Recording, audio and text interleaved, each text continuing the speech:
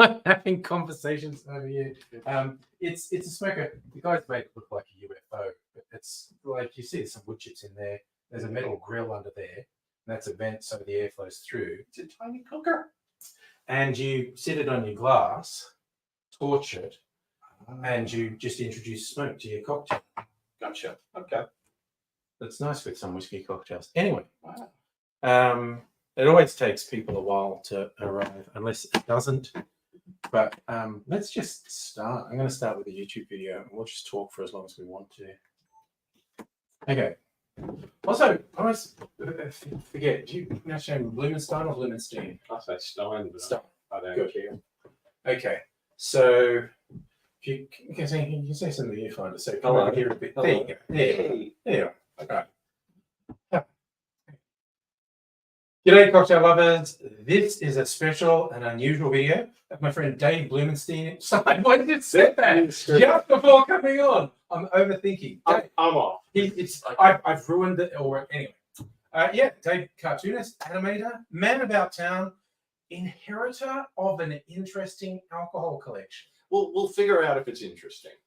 Look, I think tell me. Yeah. Well, we'll figure out if it's good. I think it's interesting by definition because I have interest in it. Sure. So was your granddad ran a bar? Yeah. So my granddad came over he came over after the Holocaust, basically, and he started off in New York. Yeah. So he started his family there. He worked for the Latin Quarter nightclub, if you know that place. I feel like I've heard of it. Yeah. It's one of those big, well-known kind of 50s New York night spots, jazz and stuff. And I feel like Desi Arnaz would have played there. Yeah, Milton Berle. Oh, look, he's sitting at the front table, that kind of thing. Yeah. And then the family moved about 1960 to Melbourne. Okay. And so I'm not knowledgeable enough about his whole history of work, but he ran a cafe, I think it was, in the city square, so in the centre of Melbourne there. Yeah. And then at some point was running a hotel out of the city. Yeah. And so what I understand is that this is stuff that was left over from that hotel bar. Yeah. And it ended up with me just because I think, after he passed away, my mum was going to throw them away. And I said, no, you're not. I'm taking them. And she said, but you don't drink. And I said, yeah. And neither did he. Yeah. That's why there's all this junk left over. Yeah. I said, why would you want it? And I was like, well, because it's funny. That's why. Why shouldn't I take all this stuff and I'm just going to store it away?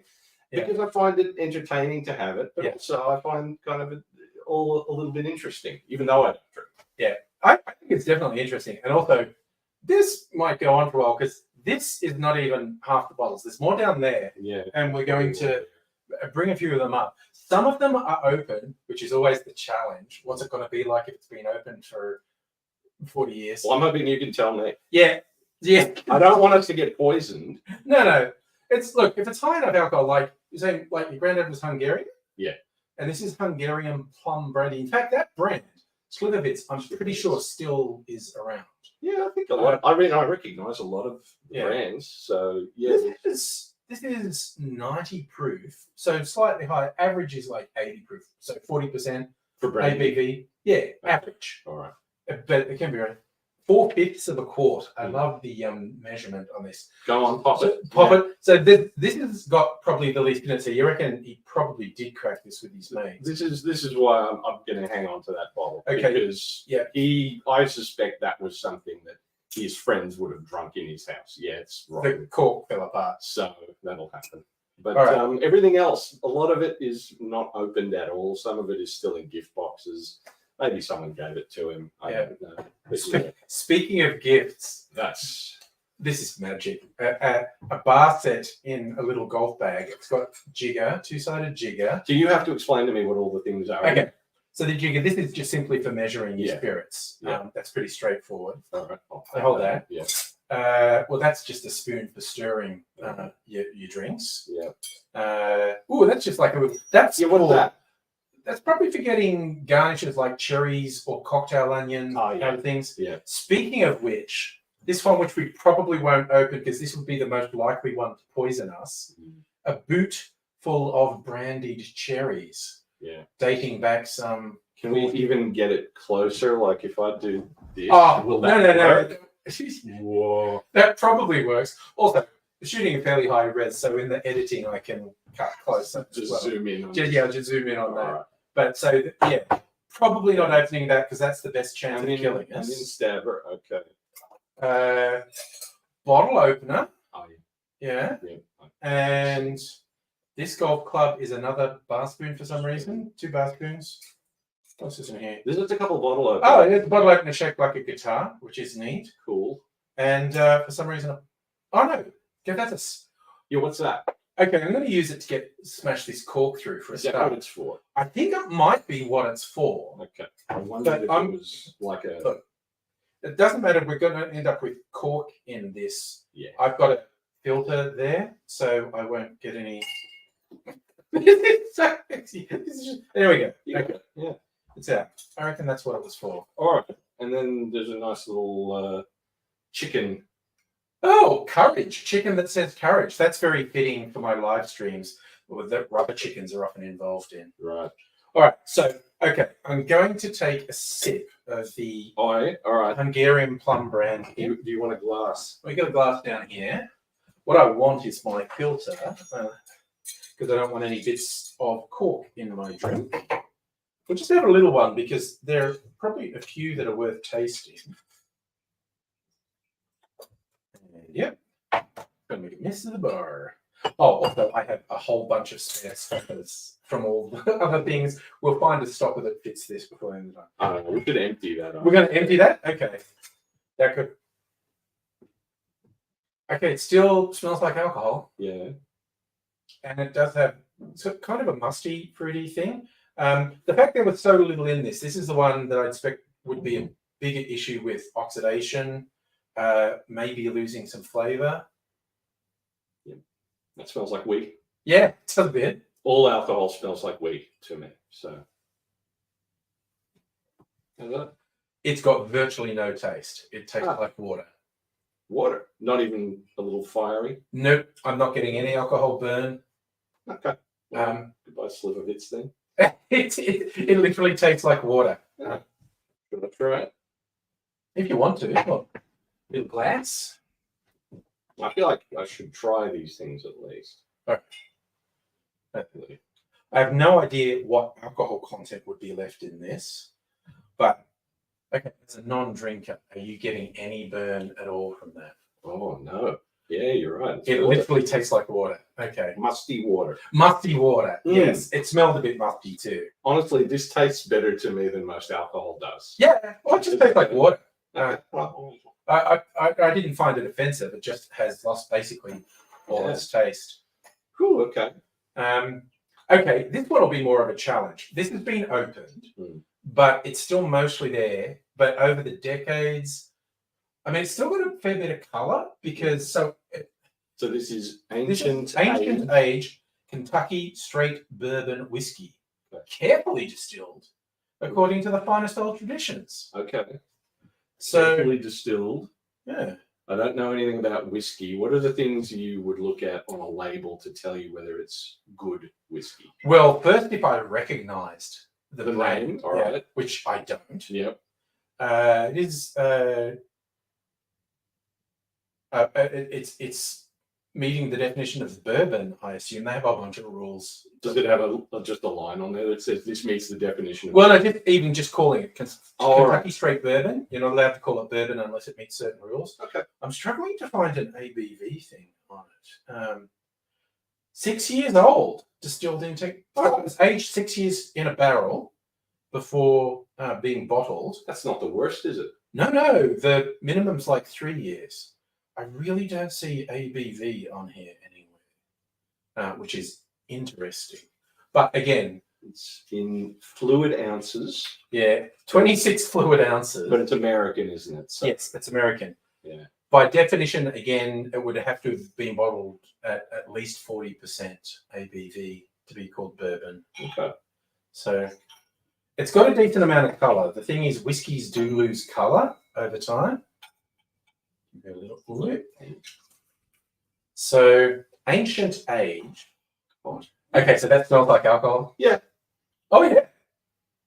Oh wow, this is okay for the whiskey lovers out there. Yeah. Give it. This is like chocolate and leather. What does it just evoke to you? Like I told you, piss. Yeah, okay. And petrol. Piss and petrol. That's absolutely fair. Yeah. Yeah, this reminds me of the last time my friends took me out, got me drunk enough to vomit. That's what it reminds me. Bad sense memory. Yeah. But no, this is the sort of aroma that I think a lot of whiskey drinkers like. Okay. So but you're a whiskey guy. Yeah. So does it smell like something you would want to drink? Yeah, it's like it's got these really deep flavors from the aging. I'm picking up things like the wood, like barrel things, and a bit even. This is why I brought this to you. I know. This is great. I love this.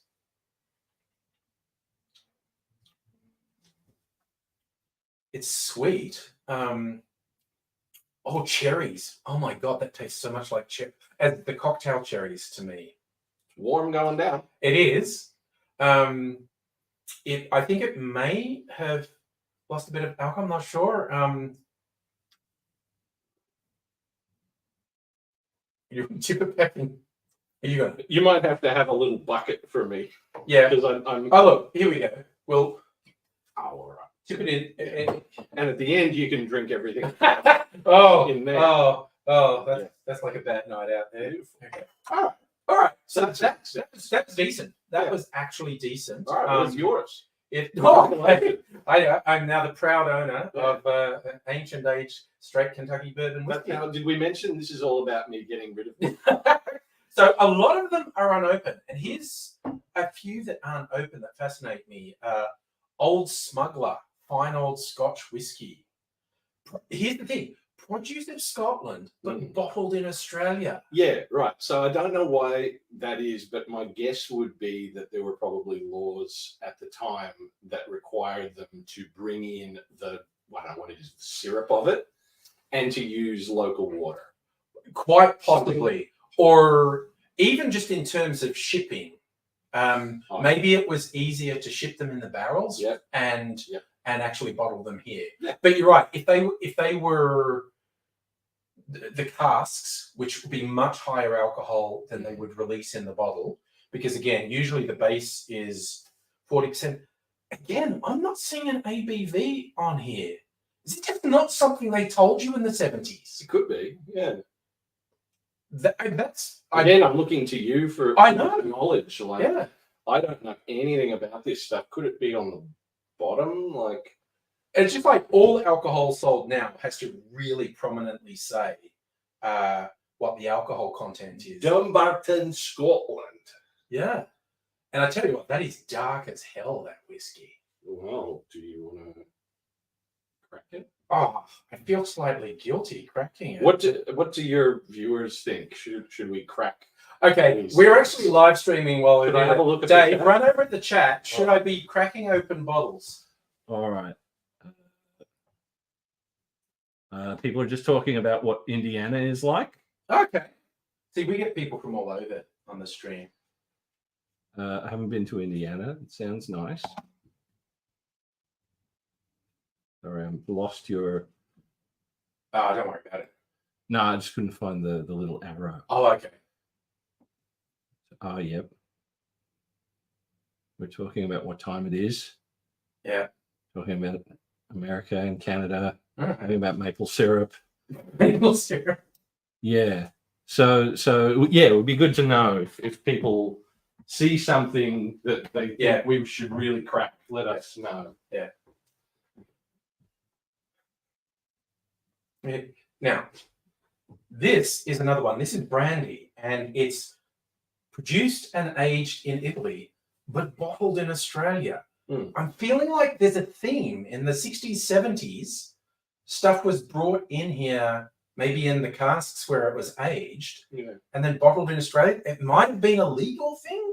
I'm Yeah, not sure. Could have been, or like you said, just easier to bring in. Yeah, because it's a higher proof in the cask. Yeah. And they bring it here and they dilute it and bottle it. I like the little meter going down the bottle there. There is. It tells you how much it's embossed on the bottle. It's like telling you how much you've got left. So you don't have to cut your own mark in the bottle. Yeah. Yeah. And that's in fluid ounces, I guess, on the side there. Yeah. So it's stock. It's not a great name. Stock 84. 84. But that's 1884, not And it's 1984. Italian brandy. It's an Italian brandy, but it was bottled in Australia. Oh, that's interesting. check that. Just the lighting. The plug here is dodgy, but it doesn't usually do that. But it did it this time. Hello, everyone, by the way. Just chilling over here with Dave. Okay. Now. I'm just enjoying the chicken thing. The courage chicken. The courage chicken. Again, can I Yeah, go show the courage chicken. try? Can we see that? There's the courage chicken. Courage, it says. We may need it if we open some of these things. I know. Okay. Now, this brandy is a French brandy and is actually bottled in France. Yeah. So VSOP, that's the second highest grade. There's just, so there's brandy, and then there's VS brandy, which is very special. It's been aged for a couple years. Is that what VS stands? Yeah. Very special. Yeah. VSOP is very special old pale, I think. And I think that might be a language thing. And then sometimes you get XO, which is extra old, which is like 10 years. And there's a second one of those. Oh, you got 2 bottles of Napoleon brandy? 2 bottles of that in here. I don't know if there's any. Now, that one's 750 mils and 37% alcohol. Is it different, this one? 37. Yeah, okay. So this is not as old as some of the stuff because it's in mils and it's got the ABV on it. Some of them are in mils. Yeah. There are a few things that are in the earlier, whatever it is, pints and fluid ounces and stuff.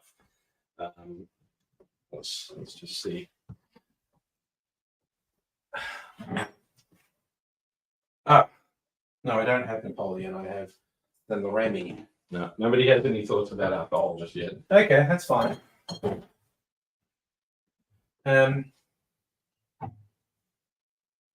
There are a few scotches in the collection. Chivas Regal, that's a brand that's still around. So, and this is 43% ABV. And it's specially packed for Singapore airport duty free. Emporium. So there you go. Someone got this on a holiday, brought it back. Yeah. Here's an in-joke for people from the area. Baronia. You have to say it. Baronia. Classy. Masala. Sweet wine. My mum drank this growing up, but also Baronia's a suburb here in Melbourne.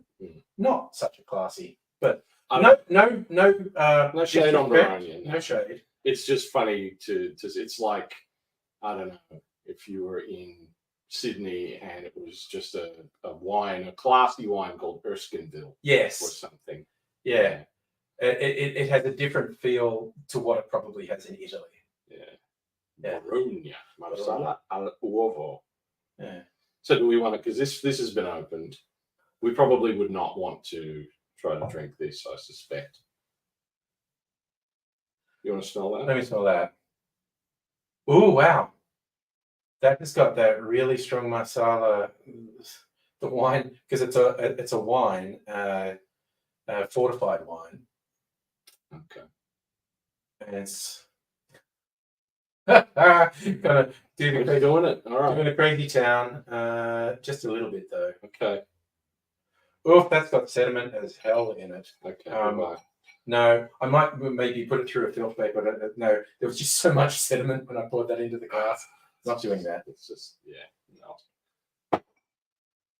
This is another one that's still around, but pure 70s. But this is 55%. Oh no, 55 proof. What? Okay, it's 31.5% alcohol by volume. So when people say proof now, they just double the alcohol content. Right. It used to mean something different. This is saying 55 proof, and it should be saying 63 proof. But anyway, but this is like pure 70s, even though it's still around. But Yeah. just the styling of the bottle is lovely. You don't have one of these, do you? I do not have Tia Maria. No, coffee liqueur. I'm not a coffee person, but Yeah, because I don't drink, but I also don't drink coffee. yeah. But I like everything that's coffee flavored. Oh yeah, well, So I'm put that in actually, ice cream. Yeah, I suspect that I'll be taking that home and we'll use that in some kind of recipe. Like a dessert. yeah, it'll go well in a dessert. You got to do this. Oh, we got to do this one. Oh. Okay. Look at this. Look at this for just class. Pure class. Great. Beautiful color. It's mandarino, so I'm assuming it's a mandarin liqueur.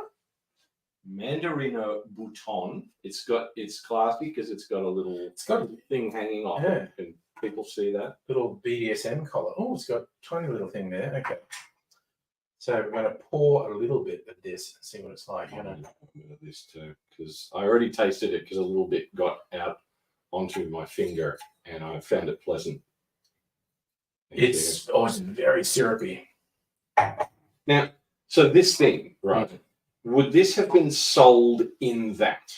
Oh yeah, I'm imagining this is intended as a gift. Okay. That's almost like gift packaging to me. Possibly. The fact that it's got this makes me think that's how it was packaged. How would it have been sealed originally? Because this is a just good question. Pops right out. It may have had some sort of seal over the top of that's come off. Hmm. Although you might be right. Maybe it's just a decanter someone bought and put it in. No, I think you're right. I think it was sold in. I just don't understand. Yeah, how it would have been in a shop. Yeah. That is nice. It's really syrupy. It's very sweet, and I don't taste much alcohol. A little bit. Little bit of alcohol, but very sweet. That's like eating a red lolly. Yeah, It's just that's real pour it over ice cream stuff. Yeah, it is quite nice actually. Oh, this one I was keen to show everyone. Yes. Sabra, the liqueur of Israel. That's so you were saying you looked this up, they were going for a Phoenician look. That's what I read, on Wikipedia or whatever it was that they Imported. I think it said that the guy who was in charge of Seagram's was specifically going, I want an Israeli liqueur in Fair the enough. 60s. And so came up with, I think it said they came up with one that was made of cactus native to Israel. And then people tasted it and went, that sucks. No. And so, all right, we'll switch to chocolate. How Yeah. about chocolate orange then? So Yes. So it's described as an orange liqueur that's chocolate flavored. So Jaffa. Jaffa. That was actually all through the Fertile Crescent. That was a flavor, wasn't it? Chocolate orange? I'm not sure. What is the Fertile Crescent? Oh, everywhere from sort of North Africa, Israel, down through Syria, and Well, I mean, Jaffa is a place in that country. Yeah. Where they grow a lot of oranges. So yeah, they I try to play off that. I feel that's where the chocolate orange flavor actually came from. Maybe. I could be, just making that up, and someone. It does look like a genie's going to come out. It does. It looks like, and that's why I wanted to show it. It looks like a genie bottle. All right. Should we crack this? You think you could crack this? It's something that I might like because it might not taste like alcohol. All right. Well, let's. Oh, okay. Still got a seal. Plus, I'm happy to just take the whole thing and throw it over a railway siding. Well, the fact that this hasn't been opened, and I need to bloody. This has the best chance of being amazing because Probably. it hasn't been cracked, but I don't know. I don't know if Sabra has a good reputation. I literally never heard of it. Well, that answers our question then. See, this is how drinking is intended to be done. It's also classy. Yeah, we're very classy. They might actually be talking about something other than what we're doing there. But that's okay. You all have your own conversation over there. Oh, yeah. Geez, these booze are so old, I feel like we need a fondue party. Yeah, that's exactly right. Yeah, it's that era for sure. That's where we are. Oh, Hannah HXX17 has done some research on the Mandarino. Thank you. It was sealed with a sticker across the top of the stopper. Yeah, there you go. All right. Thank you, Hannah. We're going to crack open. Ooh, okay. Oh, right. Yeah, no, okay. I was super confused for a minute there. Yeah, okay. So, okay, actually, Yep. now I'm going to do something undignified now that I've seen this. Got a little bit, I'm going to shake it a bit. Oh, they've got some chunks, or Not chunks, but I think it's famous for its chunks. Where- Sabra liqueur. Let's do an ad, David. Famous for its chunks. Sabra. Sabra, we love it in Israel. It is very well known for its chunks. If you don't have if your liqueur does not have chunks, then it's not really something we want to drink. Well, look, this is my favorite noise.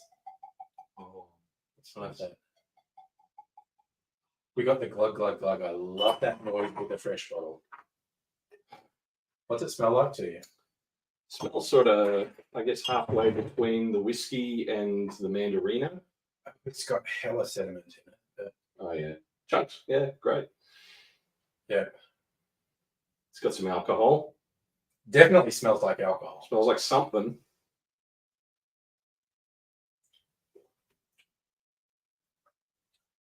It's not bad. It's got a reasonably strong flavor.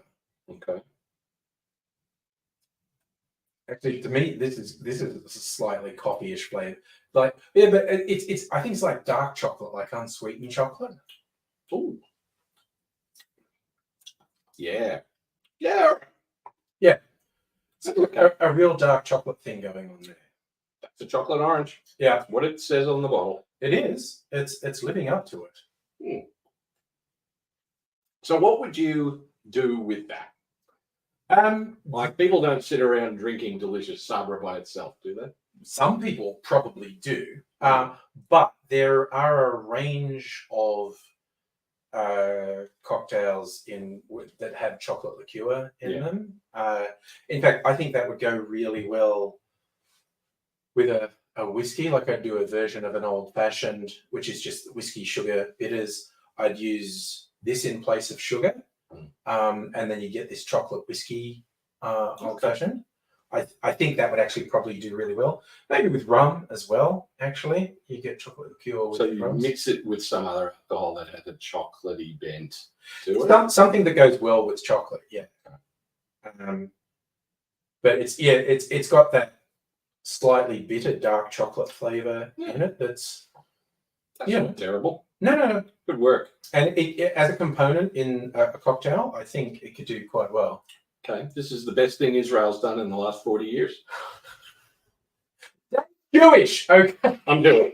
That doesn't mean anything. Anyone's allowed to. I know, but this is going to be on the internet. Sorry, I'm not getting you taken down or anything. No. Also, I didn't show this one off, although people might have seen it. Yeah. Galliano in the box. Bartenders hate with a passion. Do they? Yeah, because it doesn't sit on shelves. It gets No, in the way. you put it sideways. And it was obviously a choice made to be noticed, and that's Galliano. You can't mistake it. It worked. Everyone knows Galliano. That's still around, isn't it? Oh, absolutely. Yeah. Still annoying bartenders. Yeah, no, they hate it. They really do. So, is there another one that's open? I feel less guilty about. Yeah, all right. Well, so there's some gin here. Well, you're a bit of a gin guy. So. I am extra dry. Yeah. American gin. Okay. Made in New York. And again, this is another one that does not tell you the alcohol content. 26 fluid ounces. No mention of alcohol content. You're not familiar with the brand, I guess. I am not. It's Schenley. Schenley. They're trying to sound German. Maybe they were actually German immigrants. Like, there's even the eagle thing there. I don't know. Maybe. But it's now, what is gin supposed to taste like? Juniper. It's meant to taste very herbal. It doesn't matter that we're talking. No. All right. This is not high. I mean, it's fine for me. I'm not a professional. Thank you, Gin. Oh. Doesn't smell too bad. No, it's not smelling a lot like juniper, I'll tell you that much. And the bottle's half empty, so this is another one where I suspect a lot of flavour might desert it. Mm-hmm. The base thing that's got to be in gin is juniper berries. Okay, that's what the picture is it? I'm guessing those are junipers, yeah. Yeah. Okay. How's that? It does taste like gin. Most of the bite's gone out of it. Yep, that's a thing. Yeah, but it does still taste like gin. Mm. Okay. My one tip for the Sabra, when you take it home, run it through a coffee filter to get the. I don't think we own such a thing. Oh, I do. We'll do it before you go. To get rid of chunks. Well, it's sediment rather than chunks, and then rinse the bottle out so all the bits of sediment aren't in there. And because I reckon that's actually pretty good. Alright. All right. Have we gone through everything that's sitting up here? We've looked at everything up here, I think. Now, what is open? Oh, we forgot about my 90s Coke. 90s Coca-Cola. That we could maybe do that as a palate cleanser. I wouldn't mind. Yeah. Is there anything in that box? No. Oh, okay, we've emptied that. I put all the stuff in that box up here. All right. Well, all right. So there's Oh, probably God, the little bottles. so there's a champagne bucket, I think, which Yeah. is nice, and it's got some little bottles in it. So I don't think that's opened, but it says Armagnac Napoleon. Okay. French brandy. That's a cognac. Cognac is made in the Cognac region of France. Armagnac is made in the Armagnac region of France. Yeah. And they have slightly different rules about the distilling and aging. All right. So they're all brandy. Yeah. Okay. Grape brandy. Great. Yeah. Okay. This is a grape base. What is brandy? Usually? Brandy is any fruit. Okay. A distillation where the base is fruit. Whiskey is a grain base. Rum is a sugar or molasses base. All right. Ooh, Queen Anne. That's very classy with a little tartan thing on it. Scotch whiskey. These, I swear, these are someone got these in duty free from. Yeah. Amaretto. That's a classic. You still get amaretto these days. That's opened.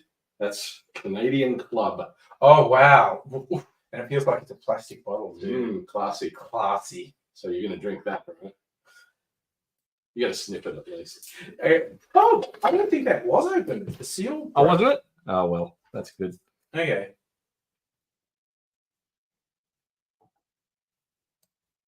Checking out what the Just checking. Yeah. We're talking about marijuana instead of alcohol, so that's cool. Oh, fair enough. Yeah. Next thing you know, they'll break out the Cinzana. No, there isn't any Cinzana.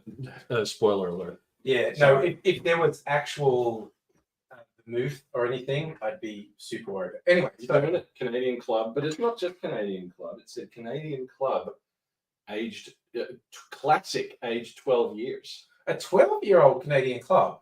So, all right. Classic. And I think it was unopened. Oh, okay. It smells like whiskey. Yeah, maybe it evaporates quicker out of plastic. I better try it. Not bad. Whiskey. Really? Yep. But really? Yeah. Because you've got all these amazing looking whiskeys. Yeah. No. How does that actually compare to that? Ah, Like, is one of these a 10? a few of them are. Yeah. Okay, so then what's that? Let me try this. I mean, 6 or 7. It's not terrible. It's Canadian. I mean, I hate it. Yeah, fair But enough. I hate all of it other than the really sugary Yeah. chocolate orange There ones. tend to be a high rye content in Canadian whiskies, which makes it have this spicy taste, which that definitely has. The warmth is always nice. I don't Yeah. mind that. Hennessy. Ah, okay, so that's cognac. Another Hennessy. Someone wanted to really get into the Hennessy. Another Canadian Club. Another Canadian club. Ooh. There is, look, it is. It looks like it's evaporated. And again, I think Yeah. this one is sealed. Yeah, okay. But again, it's just something funny. Once it's in plastic, you start to doubt. A baby shivers. Oh, baby Chivas Regal. And okay, that seal's broken, so I think someone did drink this one. Oh, all right. And you see it's down a bit, but you see the paper seals broken there. Oh, okay. But let's see. Do it. Chivas Regal blended Scotch. 12-year-old.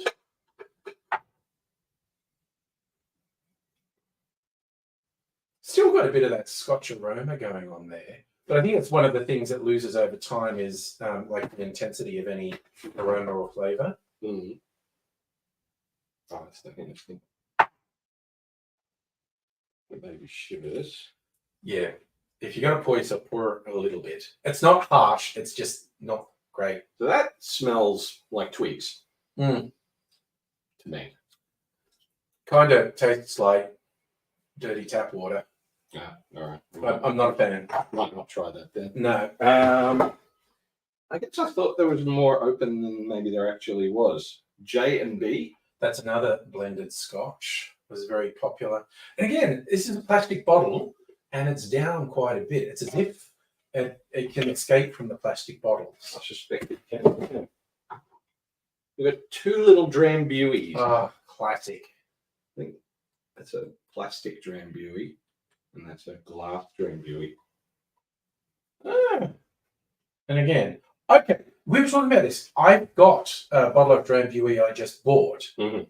Do a side by side. Yes, let's do that. Let's do that. Okay. Where on the shelf did I put the Drambuie? I think you should crack the glass Drambuie. The glass The old one Drambuie? to give it the best chance. Give it the best chance of being okay. I'm just going to find. There it is. All right. So, no, I haven't opened this. Okay. That's it. Because we also have a full-size Drambuie.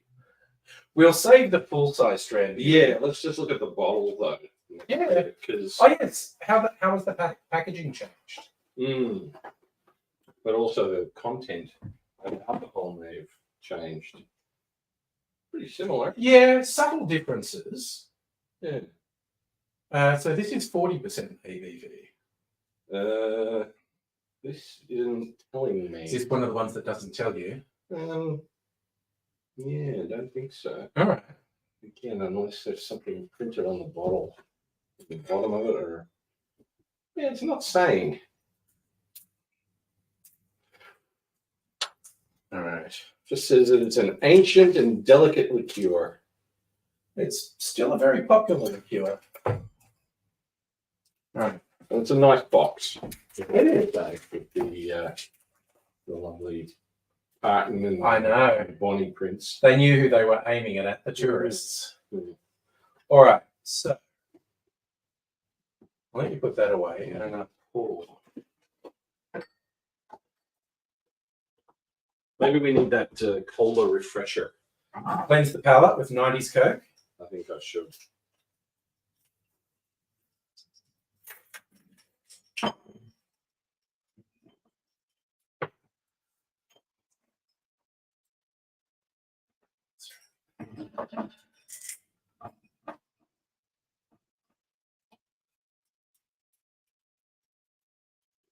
Would you like some delicious 90s Coke? Yeah, look, that's room temperature, why not? Now we're going to take it really seriously. Yeah. Like tasting. This is real tasting happening.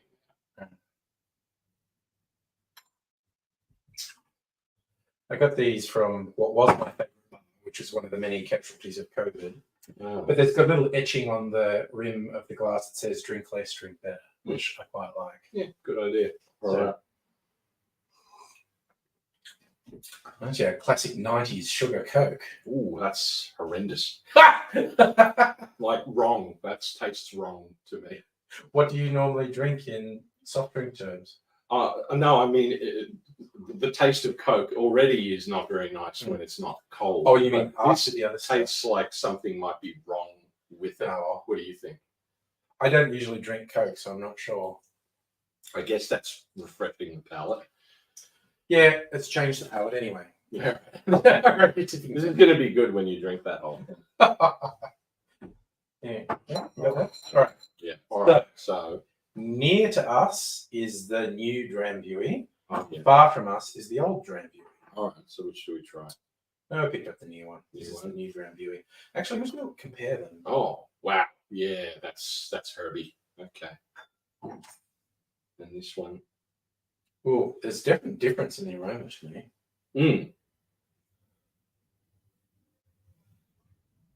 I think the old one tastes a little more flaming. Yeah, possibly. Give him a taste. That smells kind of, yeah, like some soggy branches, and that's just got alcohol power. Okay, well the Right. new one Yeah. is just very sweet.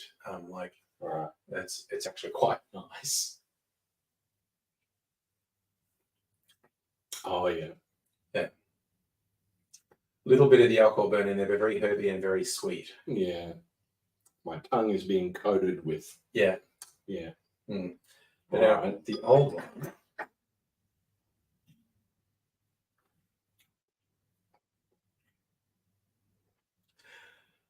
The old one's a bit more intense. Yeah. Might Might have just gone down the wrong one. have done. But it both smells and tastes a bit more intense. Yeah, it's more like rocket fuel. Yeah. That one. But could that just be the time that's gone past? It could be.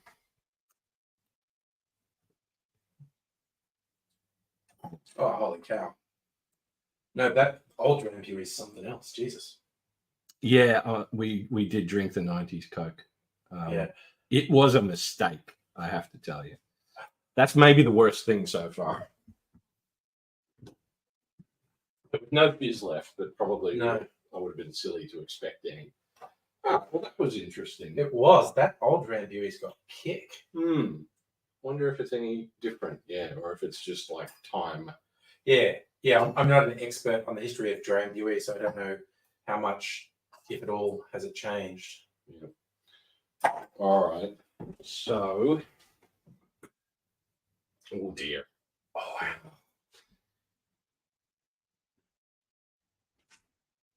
What do you think of that? Okay, I think this brand still exists as well. Barnet Cherry Brandy, very like 70s labeling. Yeah. And made in Sydney. I think this is an Australian cherry brandy, Okay. but it's saying 43 proof, which would be only like 20% alcohol, unless they've labeled it weirdly. But yeah. That was, I think this was probably regarded as really classy in the 70s. Yeah. A cherry brandy, being fancy. Oh no, seriously? No, seriously, probably. Oh, all right. I don't know. My family thought the bloody Baronia was fancy in the 70s. So, yeah, are we gonna? Is this hasn't been opened? No, this hasn't been opened. Are you interested in this? I mean, you know. Remember, if you open it, it's probably yours now. So think carefully. I mean, I just feel vaguely guilty on that front, but no. Do it if you want to. All right. Well, let's try cherry brandy then. A little rip the foil seal off. Oh, that was really stuck on there. Don't worry, I clean up afterwards. Oh no. Okay, that cork has just snapped right now. Okay, we're going to use one of these tools again. Quickly. Not that one. That's a spoon. There we go. That's a pointy one. And I'm going to use the bloody filter again to pour this.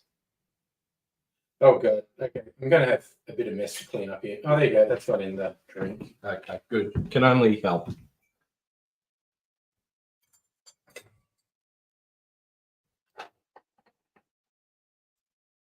What are we talking about?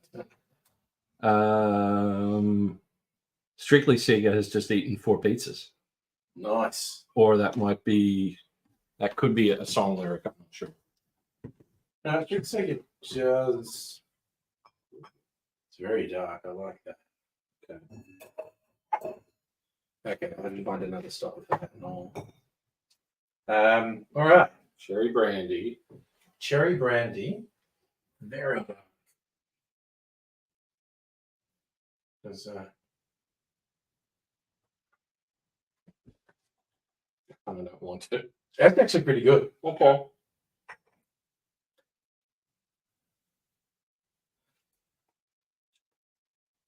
Yeah. Yeah, there's lots of cocktails cherry brandy goes in. That's actually pretty good. So could you get? Would there be a cherry brandy here now? There's a cherry liqueur, and I think, okay, go into the mysterious cupboard of mystery. I'm asking in the sense of, is that still a popular thing, or maybe it's coming back? It's cherry brandy's always been around.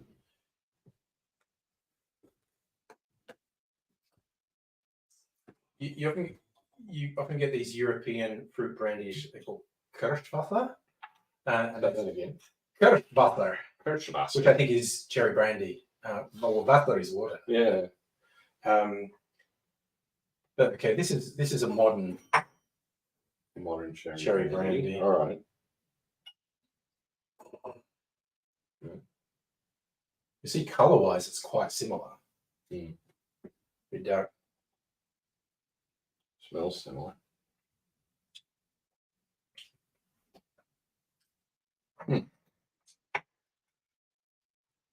Subtle. Subtle. I maybe prefer this one a little bit. Yeah.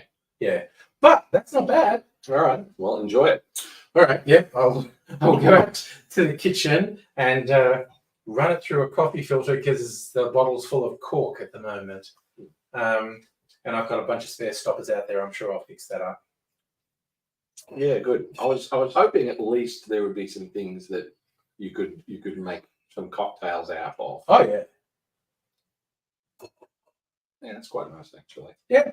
If I was going to drink, like Yeah. these are these sweet, terrible things are the Yeah. things that I would. Oh yeah. And Luxardo make, in my mind, the best cocktail cherries too. The Marasca cherries soaked Better than these. Well, those are soaked in brandy, which is actually probably preserved, and so they're actually probably safe. But I think the moment you crack the seal, it's fine. Yeah, I'm not really. You can see there's kind of some sediment down there. I'd be so frightened of eating something like this. I just noticed on the heel of the boot, the Australian sales office is in Melbourne, and it's got one of the old phone numbers. Yeah, we can stick a 9 in front of it and see if someone answers. Right.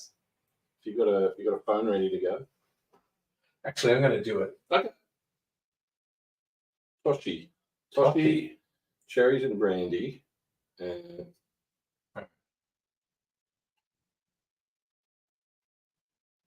right, let's 3, 4. Oh, I won't say this out loud in case it's someone's number. Okay.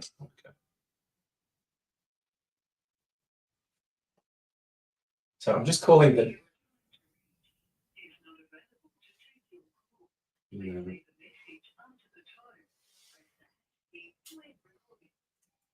This might sound strange, but do you still distribute brandy cherries?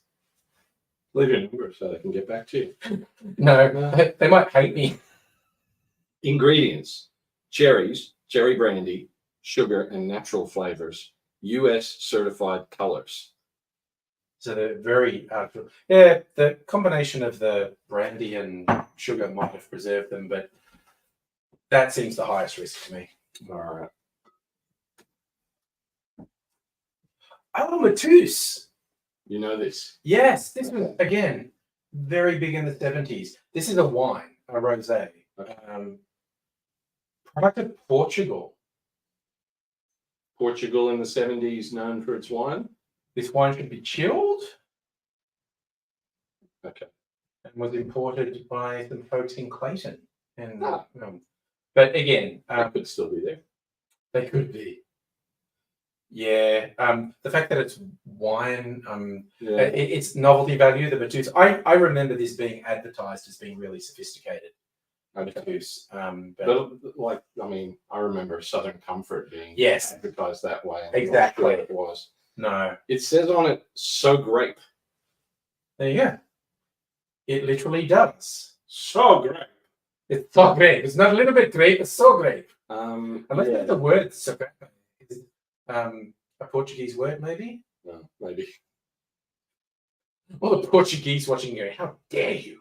After this, it's got an address. We could actually drive. We can drive down to Clayton We could drive down Princess Highway to Clayton and see if they're still there. Yeah. So this is wine. So then, it was meant to be stored differently. No, it's just not my thing. So, Yeah. and it hasn't been opened. So, I don't know. Okay. Believe it. Yeah. I'm tempted to just open it anyway, just so you can sniff this thing. If you want to. What am I going to do with it? Okay. The point was to rid myself of most of this. I need one of the sharp things. All right. Seal again. Well, there you go. That's even better. You get to use the the golf set. Yeah.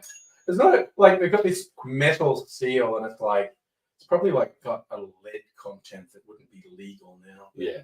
All right. I won't let you drink any of this, but we should give it a sniff. We'll check it out. All right. No, because the lead's not going to get into the drink. It's just on the outside. Oh my god! What sort of stopper has this thing got? No, sorry. Put this back in the golf kit. Okay, it's a cork again. All right. Prepare for all of it to fall in. Yeah. No, I can't open it. Ooh. That's I can't quit now. can't quit now. I'm trying to think. Yeah, okay. I just can't work out how you're meant to open it because there's this metal thing on the top that's just spinning around. So I'm like meant to wiggle the cork out. It's just going to end in tears. Yeah. No, I can't open it. Oh, all right. The Matus. Hang on. What's that? This looks like you're meant to peel it up. Oh, see, you're paying attention. Where's this sharp thing again? Yeah. I want to get the old bamboo under the fingernails thing. Yeah. There you go. And then you're going to want a corkscrew, I think. Because there's a cork under here. I bet you have a corkscrew. Not in here, but I do have one. Yes. Oh. Bloody hell, honestly. Don't hurt yourself. No, it's just annoying more than All right. See if anyone has had anything to say about this.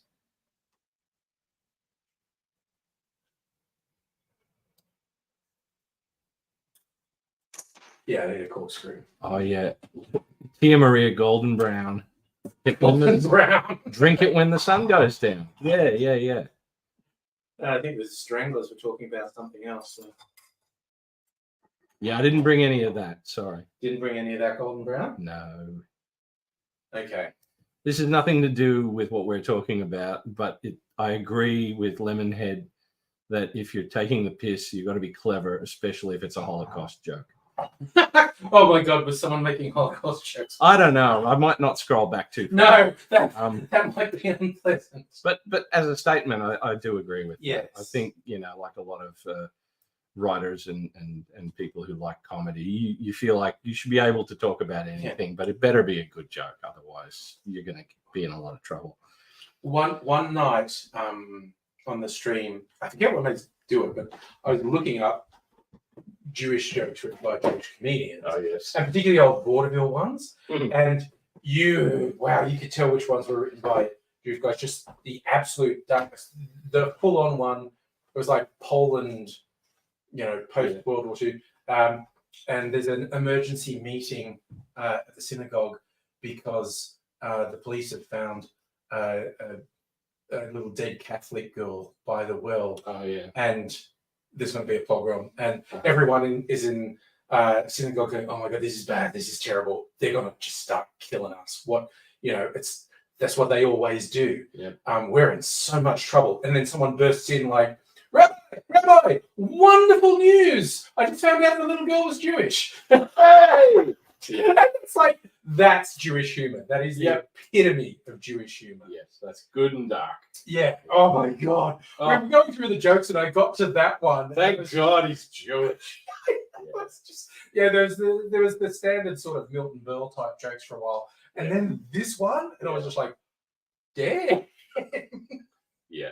All right, I'm going to duck out and get a corkscrew so we can open the Matus. All right, maybe I can tell your viewers my one Jewish joke. Yes, please. While let's see. So there's a guy, and he goes to the toilets. He goes to the men's toilet. He goes to the urinal, and there's another man who's standing at the next urinal over.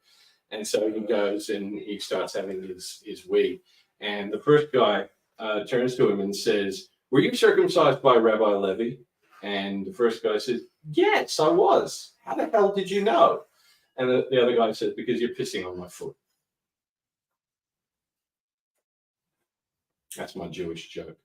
I like that joke. Yeah. All right. So alcohol, hey? It's hard to tell jokes when there's no one to laugh. No, that's stand-up type jokes are meant to be told to an audience where you hear the response. Yeah. All right. Pretty good. That was still my favorite. I've told it to my 8-year-old. A bit of a drama, but because the corkscrew's metal, it's in with the other metal things, which means sharp knives. Ooh. And I had to be really careful not to stab myself while I was getting it out. All right. Now, the other corks we had just came to pieces. How's the Matus? Oh, look at that! Come straight out. It's come straight out. Straight. Except it's broken. Oh, yeah. Something has come straight out. Something's come Not straight the out. whole of Not the the whole cork. thing. No, yeah. Oh my god. Yes, correct, Raisin. That's exactly right. I did not see that coming. Yeah.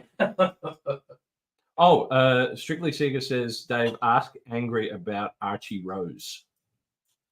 What about Archie Rose? It's a distillery in Sydney. I have many of their products, fine products. Tia Maria, yes, I quite like that liqueur. Sometimes I'll mix that with Kahlua, Irish cream.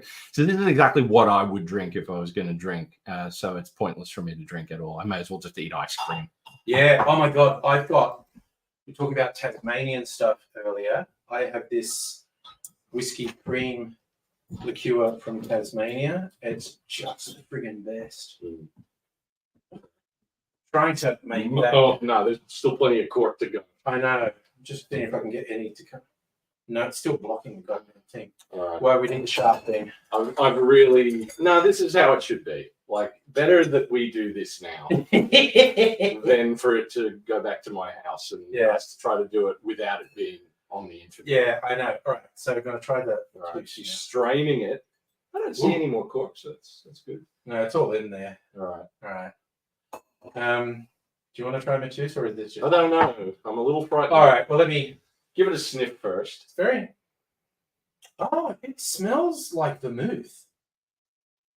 I don't know what that means. Okay, that's an aromatized wine. They start with a wine base, and they infuse various herbs and whatnots to get different flavors in. All right, hit me up then. That smells like a sweet vermouth. Just a little. Just a little. It's going to be going in there anyway. Yeah. The classic drink. Ooh, yeah, that's the piss. Yeah. Yeah. That, when the people are drinking and they get that kind of whiff, yeah, that's wee-wee. All right. Oh, that's not good. No, but like not good as in poor quality? Poor, just not quite. Not good quality. Dangerous to us. Nah, just actually, the classic when wine stuff goes off, you say it's a bit vinegary. Yeah. I'm getting a little bit of a vinegar note in that. I'm just gonna pop that in. Yeah, put it in. That's both. Yeah. Yeah. I could And use this didn't though.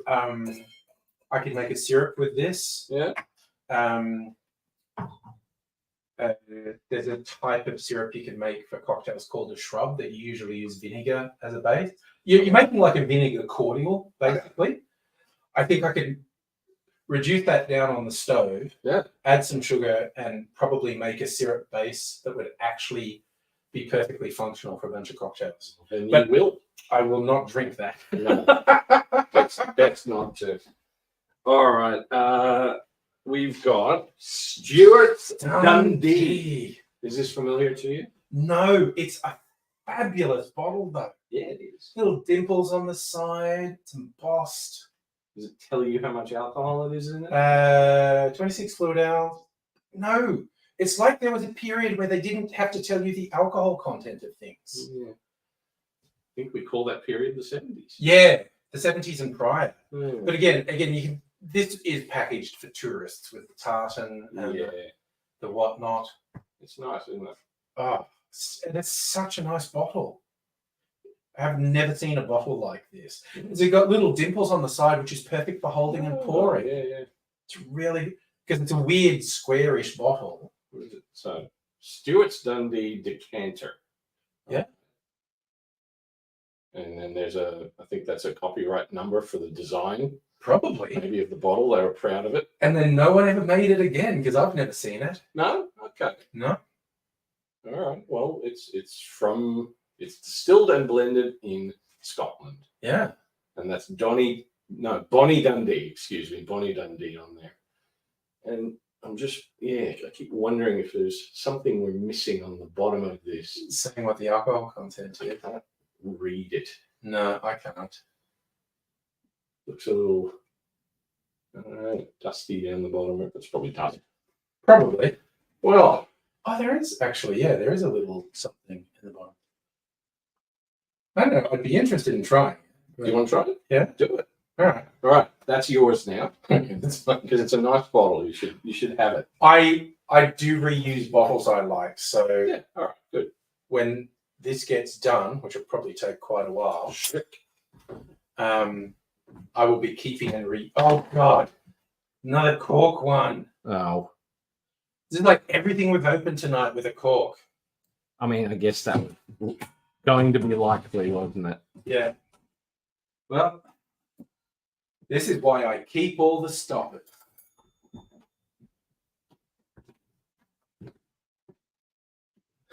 See, this is why I keep all the stoppers because sometimes corks break. Man, I have so much cleaning. Oh, there we go. Oh, that's great. Looks like dog food.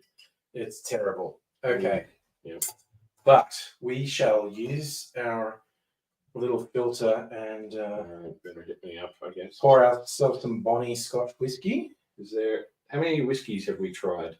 Tried a few. 3, I think. So Canadian Club. Canadian Club. There was the Ancient Age. The Ancient Age, which was actually a quite decent bourbon. Okay. But now a Scotch, All right. blended Scotch. All right. Oh, good God. That's smelling like the heather on the moor. Is it the peat? It might be slightly peated actually. Peaty? This could be peated. Not all Scotch is peated. I'm not getting a humongous whiff of rocket fuel off it. So either it's not super alcoholic or maybe it's a little subtle in comparison. That's not bad. Oh yeah, that's warm. Yeah. It's pretty watery. Yeah. I'm not sure what the strength of that one would be. I mean, but it tastes like earlier you were talking about, like the first one was like, this just tastes like water. Yeah. This tastes like that, but then with a kick of alcohol. Yeah. And a bit of honey as well, I think. A little bit of sweetness in that one.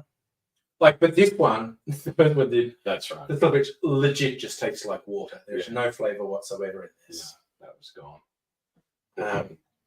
No, I think I'll. No need to be that into the swill bucket. I don't know. So, where's that? What's the best we've come across so far? I honestly think probably this bourbon. That was all right. That was all right. Okay. I honestly think I don't want to crack open all these bottles, but I think probably these sealed bottles of brandy would probably be fine. Okay. Stewart's, how does the Stewart's rate compared to the I feel like it's not offensive in any sense. all right. The bottle design. They get extra points for the bottle design. This one is nice. Yeah, actually, a friend Alex brought that over recently. We were doing a similar thing of just drinking stuff, and he brought over this Japanese hibiki. Also, look, I'll show you this one thing though with hibiki. Just the stopper. Feel the weight of that. Ooh, yeah. Solid glass. It is. And it's like all frosted in the top. Yeah. That's classic. Yeah, that's the Japanese attention to detail. Because this was just cork and some plastic, wasn't it? Yeah. But this is why we keep stoppers, kids, because you need them occasionally. And I now need quite a few. Yes, you do. But that's okay. All right. Oh yeah. So we already saw Drab Oh, yeah. Beauty, and then Drab Drab Beauty again. And we saw the nice box. This is like, you can tell when the Scottish products are aimed at tourists, just the packaging. Yeah, it's nice. It is. You think that someone went to Scotland and brought this back? I'm not necessarily. I think it was maybe sent. When I say tourists, I mean the foreign market. Oh, right. Yeah. I don't think that sort of packaging entices Scottish people so much. No. So this is probably very embarrassing for them. I kind of feel, I'm not sure, but I feel like the Scots might get a bit cringe. And a pipe. There was just a pipe in here as well. I'm not sure why or where it came from. This is a Scotsman's pipe that came with something, but there you go. Yeah. There's a pipe. Ooh, what's this one? Oh, I don't even remember noticing. Oh, Grand Marnier. Grand Marnier. Yes, that's another nice bottle. It is. So you can still get this. And it still looks basically the same. Does it have the ribbon on it? I don't think so, actually. They've gone to some trouble. This is ribbon and a wax seal. Yeah, the wax seal. And you would have to pull the wax seal off, or I guess you could cut the ribbon. Orange and fine old cognac brandy. I don't think they have that marketing on it, but. And again, it's not saying the alcohol content that I can see. It is French. It is French. Triple orange. Now, I don't actually have any Grand Marnier. It probably would be interesting to compare this to modern Grand Marnier to see if it feels like they've changed the recipe or if maybe age has changed it. But that's one you can still get. But, you know, this is, I think this bottling is fancier than what they do now. Probably. Marnier Apostol. L'Apostol. Viva la France. I like the read this label. Okay, the label. The Grand Marnier liqueur is made with orange and fine old cognac brandy. The origin of which is certified by the French excise. It starts out really kind of like our story, this incredible liqueur, and then they just go, oh, and it's been proved. Yeah. And the bottle's embossed a little too. I'm not sure if they still emboss the bottles with the distillery name. All right. Okay, so what's left is the Johnny Walker. Is the whiskeys that are in boxes. Right. But again, we like boxes. Now, again, speaking of branding, people will tell you if you've managed to essentially keep the same branding for 50 plus years, you got a brand. Okay, I feel like that's an older one. That's just like Johnny Walker's face, and this is the whole Johnny Walker. But if you look at it, you will see that the measurement is in pint. And that's in mils. That's 750 mil. So okay. So this is probably older. That's what I would guess, yeah. I bet you the bottles look the same. But again, branding. The bottles still look like this. Yeah. Red label. Yeah. Yeah. So you buy a new bottle of Johnny Walker, it looks just like this. Oh, it's got a little code on the back of the label. Yeah, which people who know stuff probably knows what that means. Okay. What does yours say? Mine says 2116D. Oh, okay. This says the same. Okay, so it's standard. And it's embossed Johnny Walker. This bottle always remains the property of John Walker and Son. I saw that. Come and get it. Yes, fucking come and get it. So this is 40 degree alcohol volume. Yes. And this one they haven't bothered to put that on. Okay, so there you go. So maybe this crosses over into the era of we have to tell people. Yeah, and so I think this one is older. Interesting. Now, is this good? Do you like a Johnny Walker? Is Johnny Walker even fancy? It's just well known. It is your bog standard Scotch whiskey. It's your entry level Scotch. Everyone knows Johnny Walker. Red is the standard Johnny Walker label. Basic bitch Johnny. Basically. Yeah. All right. And then there's another Scotch whiskey, White Heather. again, not a brand I recognise.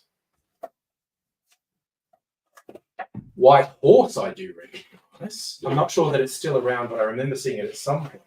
This square bottle that's again dimpled, so you can hold it a bit easier. 750 mils, 100% Scotch whiskey, bottled in Scotland. Again, I'm not seeing an alcohol content on this, but it's probably 40% because that's the rules with Scotch. I thought this had it's still sealed at the top, but it's actually not sealed at the bottom. So I could pull some cardboard in there. Maybe just a whole box. I'll just leave it in there. Yeah, leave it in the box. Yeah, well, that's a nice kind of nice packaging. Picture of a public house. Yeah, on there. Yeah. So I don't know. Interesting. Is there something you would try of these whiskeys? Like I said, we've already opened a couple of things. I just feel slightly guilty about opening more things. One of my favorite YouTubers is, and I forget his exact name on YouTube, but he's a guy who eats ancient army and military meals ready to eat, MREs. And I have great respect for a man who goes to collectors, pays probably stupid money for something that someone put in a can during the Boer War. Yes. And then just cracks it open. And he goes, well, let's see what's in there. Ooh, I'll probably die if I eat this. Yeah. Because you know that there are some collectors watching going, no! It's not worth anything now. You took the action figure out of the box. Yeah. So, it's not so much. Okay, so this has been fun. It's not so much. I'm not an expert with collectibles, etc. And it's not so much that any of them are rare. I think a lot of them are interesting. It's been fun to have a look at a bunch of them. It's really funny, the Scotch brands that don't exist anymore. There's quite a few of those. Oh, smuggler. Yeah. And the ones that do still exist that I recognize as well. So some people have stuck around, some haven't. I was really surprised that the gin was American, actually. I expected it. Yeah, they have. They've always been. Everyone makes gin. But just in terms of being in Australia in the 70s, I would have expected an English gin. But that was fine. That still basically tastes like gin, although not a huge heavy flavor in it. I think I need to filter the Sabra for you, so there's no sediment in it. You might be keeping the Sabra. I think I wanted to make something with it. We'll see. But I've got a bunch of things because so many of them, the corks just collapse. You open it, you bought it. Yeah, that type of thing. So I'm going to have to filter them and then get a new stopper for them. But again, I save stoppers for this very reason. So that shouldn't be too much of a profile. Thanks for coming in with all these, Dave. This has been fascinating. Yeah. Is there anything else we should crack before we wrap it up? Well, anything else you're curious about? Okay, I've just been thinking of a brandy because we cracked some whiskey, so I don't want to crack any more whiskeys. But I was kind of fascinated. Yeah. Italian brandy, but bottled in Australia. Let's do it. Let's do it. Okay. Let's crack. Oh, look, you just open it and it's open. Yeah. That's like a lovely treat for you. Yeah. There's no corks. Don't have to worry about it. Oh, thank you. The benefits of screw tops. That. Yep, that smells like alcohols. Sure does. So this is probably going to be a great brandy coming from Italy. Known for their brandy, the Italians. Oh, they do like brandy. Yeah, it's notoriously been a French thing, but all of Europe makes brandies. See it's ruined by the ugly label for me. It is a pretty ugly label. I can't. When you've got that, when you've got the beauty of a thing like this, and you put it up next to that, it's just. How is it? Yeah, it's still got a bit of flavour. That is not bad, actually. So, yeah, But a lot of these are just, to me, that's some water with heat that comes after. Yeah. Because I don't catch all of these flavor notes Yeah. that you are catching. I'm just like, oh yeah. Oh, and I'm not like one of the really serious. I always struggle with the words and stuff. Like like I am actually. This just tastes like brandy to me. I don't have any more complex words than that actually tastes like brandy. I mean, how long ago did I taste a whiskey? Like 20 minutes ago. I don't know the difference between that and whiskey. If you made me drink one of each, I couldn't tell you. Okay. All right, we're gonna try this. All right, let's do this again. The bourbon that I thought was one of the more interesting ones. Yeah, let's go back and see if we still just believe have a that. little taste, a little bit.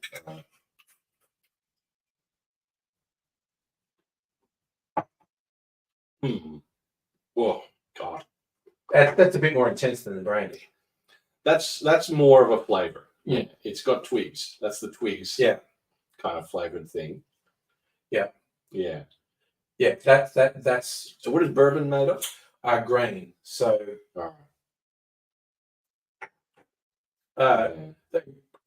Probably won't even. Yeah. Fancy whiskies these days often tell you what level of grain. It can be anything. There are rules for bourbon. I think it has to be over 50% corn, but it can be wheat and rye and even barley, I think.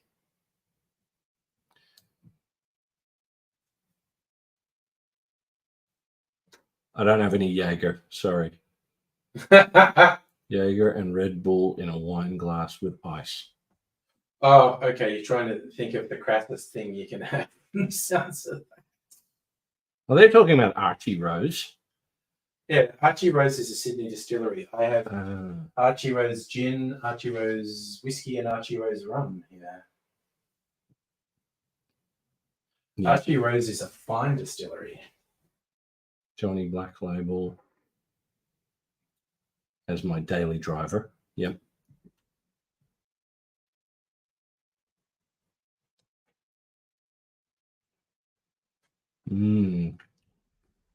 Yeah. Okay. All right. So yes. So how many of you ended up with? Okay. We got the gin. The Shenley. We got the Scotch. Probably the Sabra. Probably the Sabra. Probably the. Unless I take it home for Sarah to try. Yeah. Just let me filter it before you do that. All right. I mean, I feel I should just make that should go Baronia there. The bourbon. Yeah. All right. So that's probably the best one that you tried. Yeah, probably. The Matus, which I'll do something with, but not drink as is. We didn't crack a Napoleon. No, that's what I thought, because there were a couple of brandies that hadn't been opened, and Napoleon is a thing you can still get. Yeah. So I was just interested in the one that I've never seen. Okay. All right, so we'll get this out of the way. Yeah.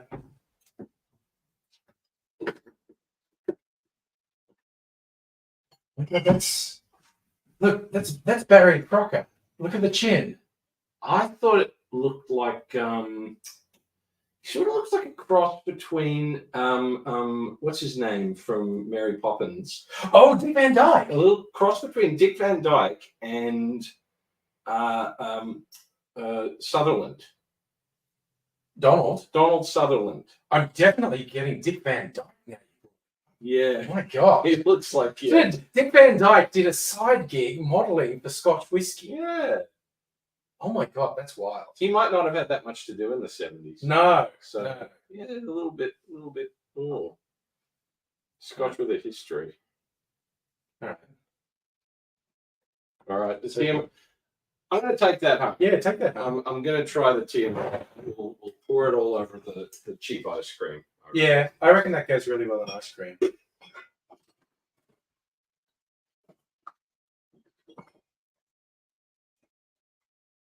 All right. What did we think about the Chivas? We didn't open the Chivas. We didn't open the Chivas. Bit hesitant to just keep opening things. All right, fair enough.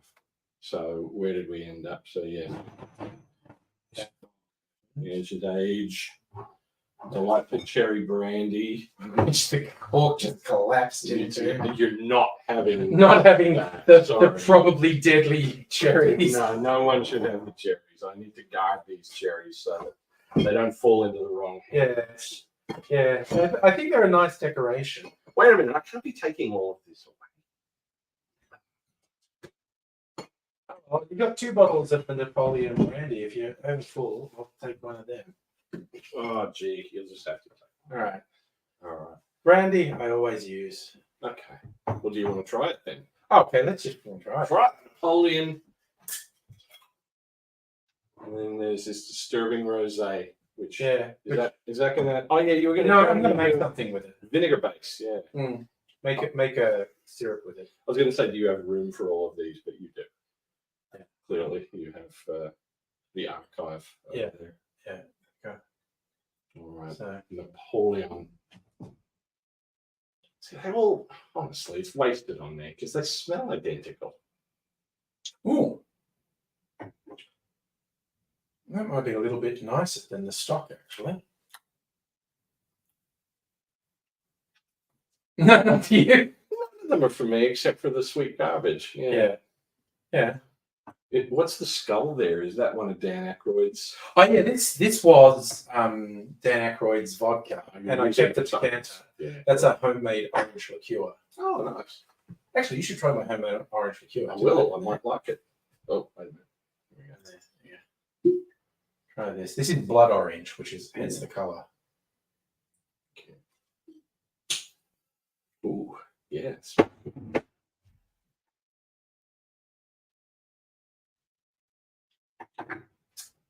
Ooh, that's great. Yeah, I really like it. That's genuinely nice. Yes. So that's basically blood oranges. Peel them. You cover them in sugar to make a syrup because the sugar leaches the oils out of the peel, turns into syrup. And then I put the peels in a 95% alcohol Polish rectified spirit, and that just sucks the flavor out of them. Yeah.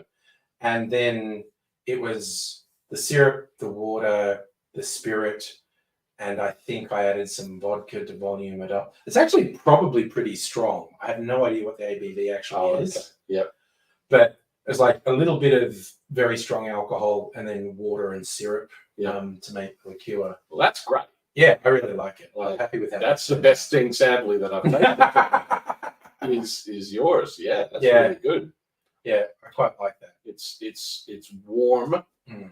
and it's genuinely kind of sweet and fruity. It's got the kick of that. Now I sort of want to try this again. Yeah.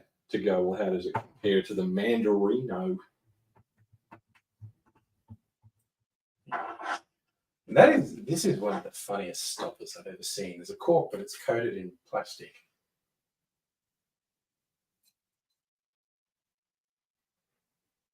Am I doing this right? Yeah, there you go. There you go. All right. And that is really syrupy. That's good. Yeah. All right. So this, I reckon, just doesn't have any of the actual orange flavor. I suspect that color's artificial in it as well. Yeah. See, yours tastes like it could have real fruit in it. Yes. And this tastes like red lollies. Yeah, it's sure. It's just totally fake junk. It is delicious. Yeah, it is. But that's nice. But that actually tastes like fruit. Yeah. And this has no heat to it, which maybe it never did. I don't Possibly. It's impossible to know. Yeah, yours is great. Yeah. All right. Well, what we've learned is homebrew. Homebrew. Homebrew. Sorry. Yes. Don't bother with any actual commercial spirits. Just get Angry's homebrew. To be fair, I am genuinely proud of it. Okay, now you brought that up. I've got another thing I made over here. Mm-hmm. Or actually, you get that bottle there with the starbursts on it. Yeah. So, okay, the bottle, which is neat, is from the Starwood Distillery.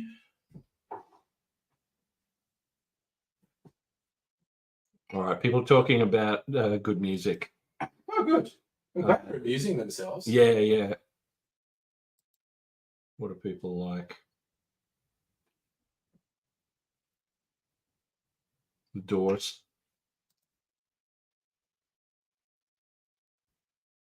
Oh, did someone die? Who died? Oh God, who died?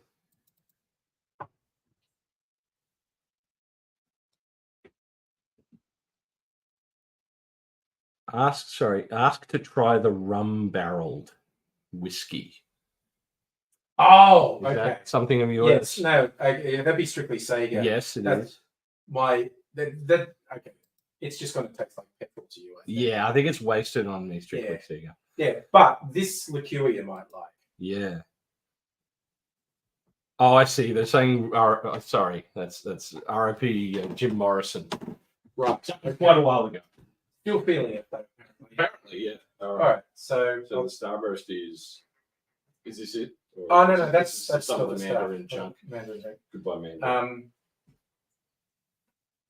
The bottle's from local distillery Starwood. I just like the bottle, so I kept it. This is a whiskey liqueur I made. Ooh. Yeah.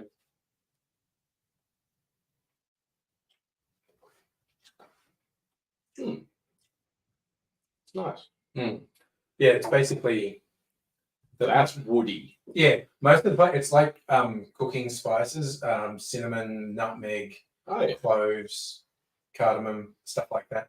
Okay.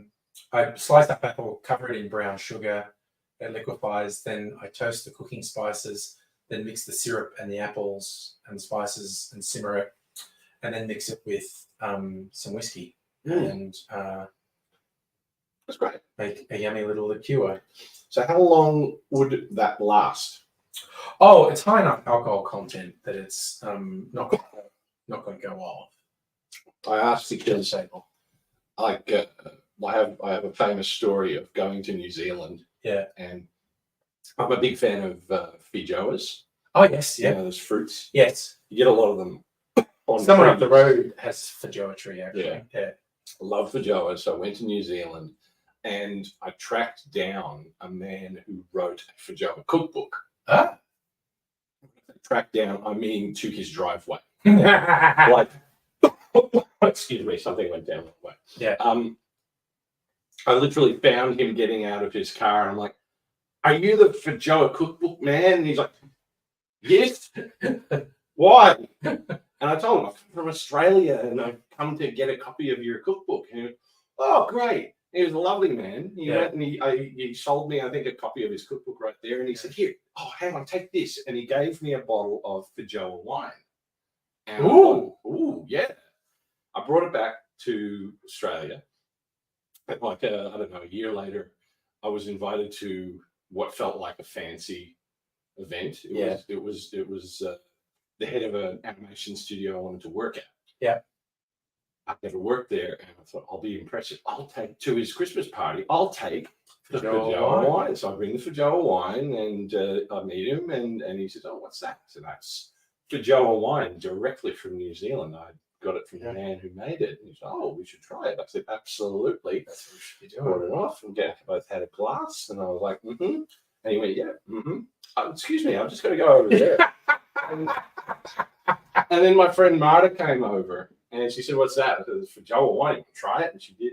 And she was like, "Oh, God, this is totally just garbage." I'm like, "What do you mean?" She said, "It's corked. It's nasty. It's off." I'm like, I didn't know. Because you're not a wine person. Because it all tastes like piss to me. So Yeah. I wouldn't have had a clue. So this man I wanted to impress, and I gave him this rotten wine because the point being, the guy made it himself, and so there's no preservatives in it. Yes. So it just doesn't last. Yes. True. A year or whatever it was. Mm. So that's why I was wondering. So Yes. yours lasts. So it lasts because it's Alcohol. spirits. Natural preservative will keep it shelf stable. All right, but for feijoa wine, not so much. No, because wine's way lower alcohol content. Okay. So that's the thing. All right, we'll do a sign off for the video. Yeah. YouTube. All right. Yes, good. So thank you, Dave, for bringing everything over. Okay, yeah. Oh, no problem. These are the two classiest things that we had all night. Absolutely. Maybe we can mix them. Ooh, that sounds like a taste treat. Yes. We'll do that off camera. But thank you for bringing them over. Also, Dave's website, nakedfella.com. Yeah. And I'm actually going to link to an animation Dave did I'm one of the voices. You have to guess which voice I am. Yeah, that'll be a tough one. That'll be a tough one. So check that out. And I hope you enjoyed this little diversion. This was a lot of fun to try these weird, obscure bottles. Yeah, thank you for letting me into your amazing crypt of Yeah. spirits. It is the Angry Bar. It used to be my son's bedroom, and he moved out, and I just took over. Yeah, goodbye. You know, I left the bed here because when we do long live streams and I get absolutely hammered, I can just fall over and sleep there. For Yeah. real, that's what happens. Oh dear. All right. Well, might not happen tonight. No, we've actually been fairly decorous, quite honestly. But a lot of fun. And take care, Dave. Take care, No worries. everyone out there. Boycott Sabra.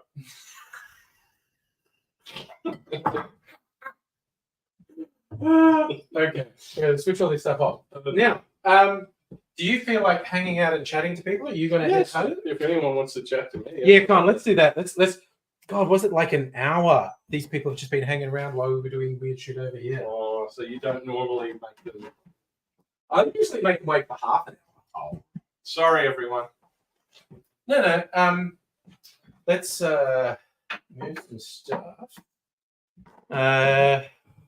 Should get another chair, I'm maybe. really glad that the nastiest thing was this Coke. It was not good, was it? No, not right at all. I'm going to get a chair. We're going to sit down and chat now.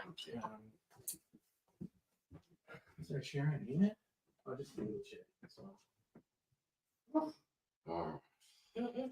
Hot in that room. In the light, maybe? Well, you got the door closed, I suppose. Yeah. I might even put the air conditioner on. I think it's a bit hot in here.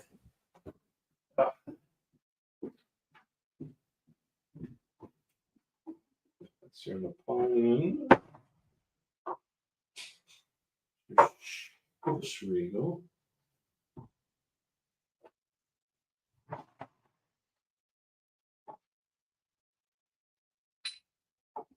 Oh, the little bottles are so cute, aren't they?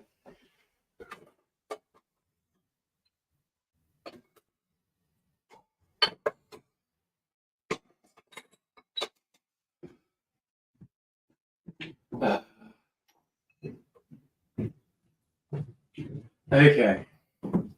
I guess I need to have some of this around my house so that my daughter, when she turns 11 and 12, can start, breaking into a liquor cabinet. Oh, I swear to God, my offspring were actually so good about it when I had the booze. They would never. My son would occasionally, like, hey, can I get it? Can you make me a drink of something? And I would. Yeah. But let's see. Okay, let's see what everyone's talking about. Well, that's a healthy attitude, probably. Yeah. Okay. Good. Okay. What are we doing? I think we're talking about Daryl Braithwaite now. Oh, great! That's more up my line. Like I don't The know anything about Angels alcohol. played in Lake Macquarie, and Daryl Braithwaite, Hmm. wowzers, bolstering their retirement funds. Good for them. Yeah. And again, it's really funny because, of course, Doc Neeson died years ago. And in fact, the Brewster brothers had a big falling out with him. Hang on, who's the Brewster brothers? That almost all the Angels songs were co-written by the guitarists, the Brewsters and Doc Neeson. You always see the songwriting credits, Brewster, Neeson, Brewster. Okay. So, like, yeah, the guy whose famous thing was not moving, just sitting there going, da, da, da. Oh, He was one of them. Yeah. Okay. But they had a falling out in the 90s. And then that was really convoluted on who was allowed to perform under the name of the Angels. Yeah, Hannah, I trust you. How do I get $10? Is this a trivia question? I don't know. Oh, Russell Morris, the real thing. Yeah, good thing. Actually, if we go back to the 60s, the Easy Beats, I mean, what a friggin' amazing band. Yeah. They were so ahead of their time. For Australia, they were just incredible. That's a Vanda, isn't it? Yeah, Mm. and Little Stevie Wright and Oh, yeah. yeah, Vanda and Young, who Yeah. went on to be quite famous producers, Mm. and the older brother of Malcolm and Angus. Yeah. And folklore goes that because Easy Beats, they never made any money. They got ripped off by record companies. Mhm. And so Vanda and Young went into production and whatnot. And so when their little brothers, when the younger brothers said, we're starting a band, they go, well, we're going to manage you. Mhm. And you are not getting screwed over like we did.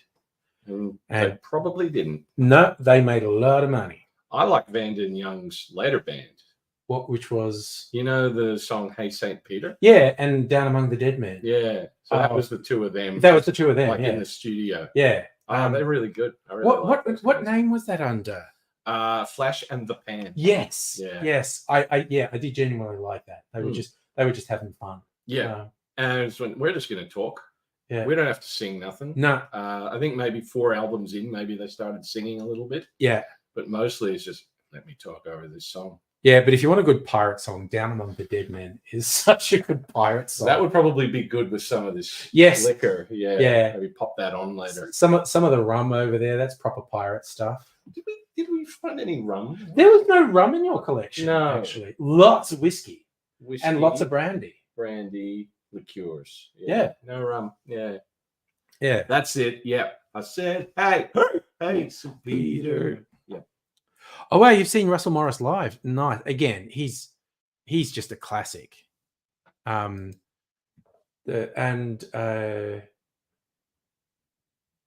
sad end of Stevie Wright. Yes, eh? Grace Jones's version of Walking in the Rain. It's not very different from theirs, but it is fun. Okay, fun fact: I've seen Grace Jones in person. Yeah. Been about this far away from her. Yeah. There was a New Year's Eve party at the Horden in the 90s. Okay. And Grace Jones was the star performer of the night, and everyone loved her. She was there at midnight. And then it went like till daylight, but most people buggered off by then. And a friend of mine who I was there with just said, like, almost everyone's left the VIP room and no one's paying attention. There's comfortable chairs up there. Do you want to go up there? Right. And yes, and went up to and we did just walk straight into the VIP room, and we're chilling out.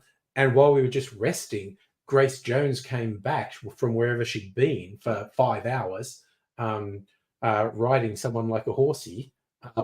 Right. And question is, was she taller than you? Dude, I'm 5'8". Everyone's taller than me. But she's very impressive. She came through the door, some other woman on all fours being a horsey, and Grace going, woo! And it was like, oh, that was a fun bonus. Didn't actually expect her to come back in here. That must have been a big woman she was on. Or just a very hard-working... Yeah. Who could carry Grace Jones? I know. Yeah, we would have trouble. I think that explains why Grace Jones actually returned at about 6 a.m. My story in this vein is the opposite. It's I was at Los Angeles airport once. Yeah.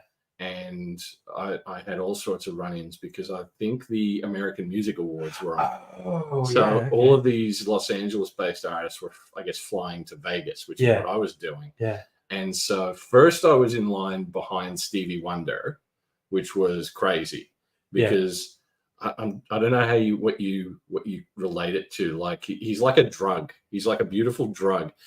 And as soon as, because you know what an airport is like. Yes. It's a horrendous place and everyone's angry all the time. Yeah. Everyone is smiling. Everyone is happy. Stevie Wonder's because Stevie Wonder in his enormous, apron thing that he wears is here. Yeah. And even like the people who are gripping my balls and feeling up my belt and stuff in security, the guy was just like feeling me up and because it was like right after 9/11. It was about 2004. And the guy's feeling me up and going, I don't know about you, but I think he's one of the greatest artists of the last 30 years. Yeah. I was like, yep. But then I get into the departure lounge and I'm just sitting there and I saw the biggest man I had ever seen in my entire life. And he was like a pyramid. He was like a mountain. Yeah. And he comes past and I thought to myself, like, I wonder what that guy does for a living. And behind him were a bunch of little girls. They looked like little teenagers. Tiny little girls. Yeah. And they were Destiny's Child. Right. Oh, right. Of course. The bodyguard. That's what you do. And they were on my plane. Yeah. So unlike Grace Jones, the biggest lady in the world coming, it was just like 3 tiny little little leprechauns coming through. Yeah. That was great. Did pretty well. Hi, Wrestling Days. Hi, Pat. When you say hi, Red, are you talking about? No. Actually, you're the natural redhead. This goes back to we used to do the meetups, and I would color my hair, and sometimes the color faded and would look red. Yeah. And so him and his mate have always just jokingly called me red. Okay. Um, You would go blue sometimes. Yeah, yeah. Yeah. It would go blue, but other colors sometimes I'd actually dye it red. But some of the other like brown colors would kind of look red when they started to fade. Yeah. So it's just a joke with Pat. Ooh, Dave Grohl and John Paul Jones in a small venue. Oh, nice. Nice. Yeah, small venues are interesting. Yeah. I was talking about because Splendor in the Grass got cancelled. Yeah, I saw that. And I've never really been a festival person anyway, because I know I don't have the stamina. But I remember like in the 90s, the big day out seemed unstoppable. And then one year they just stretched themselves too far. And the scale, because they had super big names and they were shows across all the year that they went to Perth and stuff. That costs tens of millions of dollars to run. Yeah. So 1 year of bad ticket sales destroyed them. And I heard there were like stories like Pearl Jam, when Pearl Jam were popular in Perth, were playing to a couple hundred people. Really? Yeah. So what? Early mid-90s. Yeah. Wow. Yeah. And it was just like one colossal failure was enough to destroy the big day out after it had been super successful for a decade. That's the arts, isn't it? Like even high-end sort of arts and entertainment where it feels like, oh, this is unstoppable. Yeah. Yeah, it's all built on nothing. Yeah, I think a bit of hubris got them as well, that they overreached. But it was so expensive to run the big day out.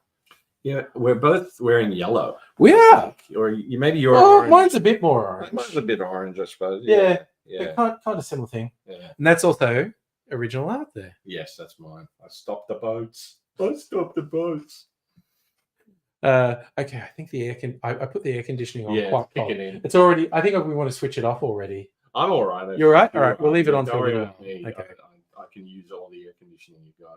So, Lemonheads, SoulSeek is a P2P program for lots of live music. Oh, okay. Nice. Oh, is that one of those ones that's been around like since Napster times? Possibly. I don't know. Oh, actually, oh, God, you're right. It's Tiki Tartars, isn't it? Just like a tiki drink on each boob.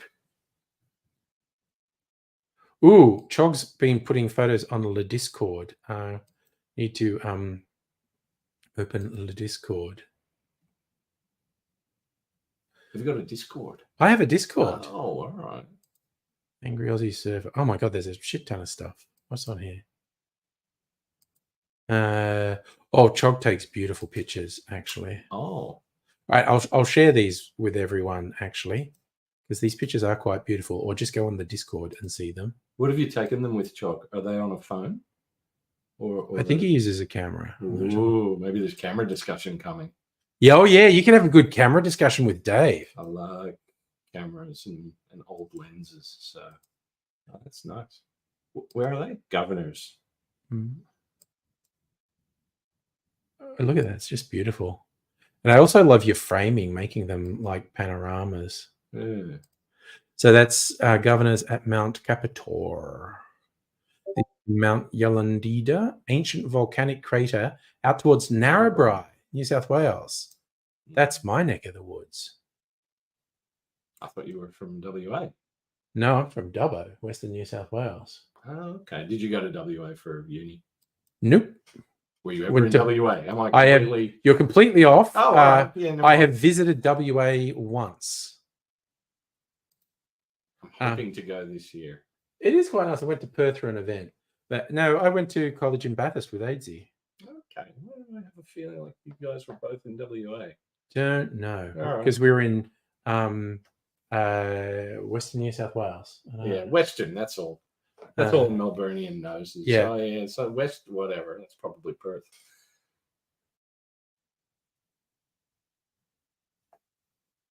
Oh, okay. You've just got a new passport and Chuckles on it instead of the Queen. Okay. Yeah, well, they've had a while to do it. My wife just got a new passport. I didn't notice. You have to check if Chuckles is on it. All right, I will. I'll go home. Yeah. Yeah.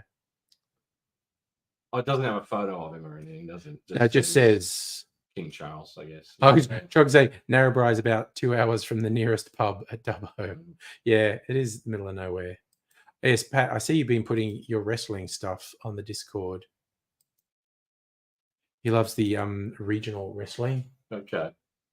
Um, Hello to Kenny Chan, who's now in one of the local Melbourne wrestling promotions. there you go. Very exciting. Hope to see him sometime. This is a comic artist. Okay. There's a nice little sub thing of comics involved people who then go and be wrestlers. Nice. It's kind of fun. Nice. Yeah, I don't think Chuckles is going to be around for long. We'll see. But yes, we're talking about where is Dubbo. The area is literally called the Central West. It was referred to as Central Western New South Wales. Mm. You go west of Dubbo, there is bugger all. You hit the desert. There are a couple of small towns, and then you hit like Broken Hill in the desert. Yeah. Yes, Lemonhead correct. Bret Hart, cartoonist. Did you know this? I did not know Bret Hart was a cartoonist. Very nice little cartoons. Oh, Yeah. nice. And there's another one. Who's the other one? There's an older guy who does a lot of cartooning. I forget what his name is. And no, look, we all love the news, Loogie. We're a NATO deployment, for God's sake. Let me look up news, see if I can find it. Let me go news. Alice Springs. Collapse of that bridge. Not okay. I'm just going to search for NATO then. NATO. No. Okay, there's. Where did alphabet come from? The NATO alphabet. God, why are there so many? Oh no, they're just old. Mind blown to discover this affinity. Searched for alphabet. Oh, that auto completed. Mm. Actually, Putin rules out attacks on NATO.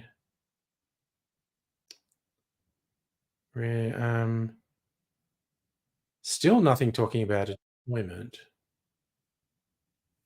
Anyway, okay, what's everyone saying? Oh, NATO troops in Ukraine.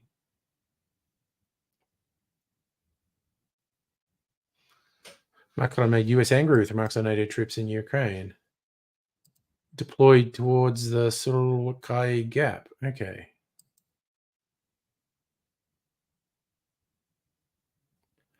Yeah, I grew up in the Central West, and it can be nice countryside, but Jesus, it's when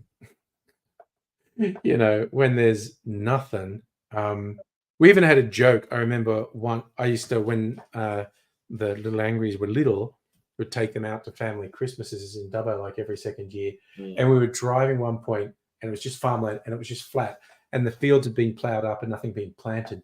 So there was nothing for like kilometers but flat, churned up dirt. Yeah. And we're saying like, thing that just made them laugh hilariously was playing I Spy. And we look out the car and go, I spy with my little eyes something beginning with, and you had to pause for a really long time and go, D. Dirt. But then there would be the joke of how many times could you come up with a different guess that wasn't you, and you, dingo, and then go, is it dirt? And then they just laugh hysterically, and that went on for about an hour. Yeah. Dubbo got, where are we? Dubbo got one huge dust storm when I was a kid. It was really freaky. I probably still have photos of it somewhere, but we saw it coming, and it was just a wall of dirt coming towards you, which was very weird. Yeah. And then when it hit town, it got very dark, and all the street lights came on. And I was taking photos, and when it was coming towards us, it just looked like dirt and stuff. But one theory, the name of Dubbo is actually an indigenous word for red earth, because you do get very red earth around Dubbo. No one actually knows for sure, because no one ever bothered to actually ask. But there's another theory that it's a reference do a ceremonial head covering. But anyway, red earth. When I got the photos developed, the photos that I took when I was in the middle of it, everything's like it's shot in a red filter. Which it didn't really look like that to the native eye, but just the camera film picked it up, and it just looked like it was all shot through a red filter. Couldn't work out the exposure of the white balance or something. Yeah, it's like street lights on and everything's red. It was wild. Yeah, right. You got some cherries here. Yes, my favorite cocktail accoutrement, Luxardo maraschino cherries. That's what we didn't do, is we didn't try to make a cocktail with any of this stuff. Maybe you can do that another time. We could. Photos on Facebook, I'm not sure. Melbourne's had big dust storms too, not for a while. But yeah, it's super rare for the metro centres to get them. I think Duppo's had several big dust storms since I left there, but one when I was a kid that I remember was pretty full on because just dry as hell. What's really funny is 9 times out of 10 you drive through that part of the world and it's dry as hell, particularly around Christmas, summer. One time I was driving there and it was like Mrs. Angry visiting my family, and it had been raining. And so I was going like, this is just going to be dry and brown and flat. And everything was green and lush because it had been raining for a couple of weeks. Yeah, right. Very rare for that part of the country. I'm going up to Alice Springs next month. Okay. And someone was telling me it's been flooding there, so it should be actually very verdant. The desert blooms after a flood. Yeah. That should be interesting. Yeah. Yeah, I've never seen that. I've seen pictures of what it's like when it floods. After it recedes. It's like flowers and everything. And that'll be cool. Yeah. I may still have those dust storm photos in an album in a book sometime. Look, Discord. Okay, thanks, Pat. Oh, okay. Is that your mum? Oh, yes, Patrick. Oh, it's actually the anniversary, isn't it? Quite recently. I'm sure you, being a good, dutiful son, put flowers there. Or rock. Oh, yeah, actually, there is that tradition too. That's ours, yeah. Sorry, people have been having a really long conversation on the Discord that I've been missing. Oops. From forward presence to forward defense, NATO's defense of the Baltic states. Yeah. Oh, great. Because we don't have enough awful conflict in the world and things that could spiral out of control at any given moment. That is actually true. They were going to do, because the old Mad Maxes were shot around Broken Hill, right, and they were going to do it, but it rained and everything was green and lush. Oh, it's too attractive here. Yeah. So it wasn't Sudan, but it was somewhere in Africa that they filmed it. Oh, okay.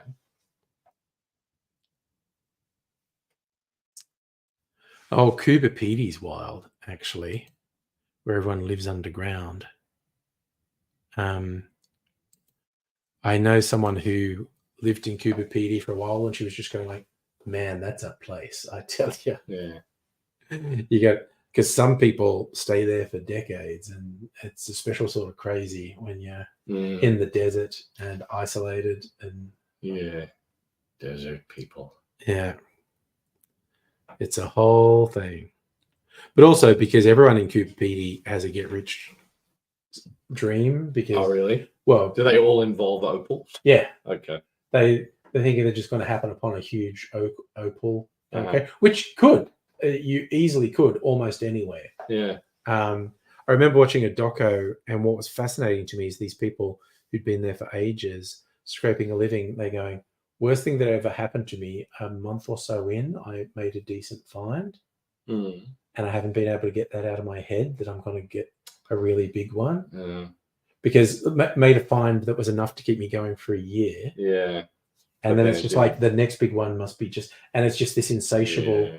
And they're like, no, they're saying to themselves, I know this is really bad, but I can't bring myself to walk away because the next rock you put your pick through could reveal Yeah. a massive opal vein. Well, that is called gambling addiction. Yeah, it is basically a gambling addiction. Yeah.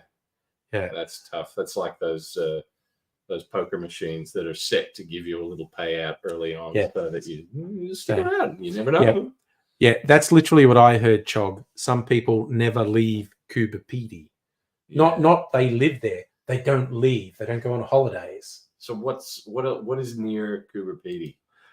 Fuck all. Okay, well that might be a reason not to leave. And if I drive 6 hours, I still don't get anywhere. That is actually look. Let's get it on the map. Now I'm just gonna for a sense of isolation. Yeah. Bring up a map. Gonna look up Coober Pedy in South Australia. Must be reasonably close to something. Well, let's see. I mean, it's close to something. Yeah. It's there and it's in the middle of the damn desert. All right. Well. So okay, but if we go like directions, Coober Pedy, Adelaide. Yeah. But I suppose it's about as if you're going to drive to Adelaide from Coober Pedy, you might as well drive to Alice Springs as well. Yeah. So 9 hours by car. Yeah. Whereas, okay, let's do Alice. Yeah, it's closer to Alice. All right. Less than 7 hours to Alice. Yeah. I just love the place names you get out. Mount Sarah. Yeah. See you later. Yeah, hey, Udnadada, Gimli. Yeah, that's an in joke. I just love when they're just going, yep, we're just going to get a local name, talk to someone local and say, what should we call it here? And we call it that. Cool, I'm calling it that too. Yeah.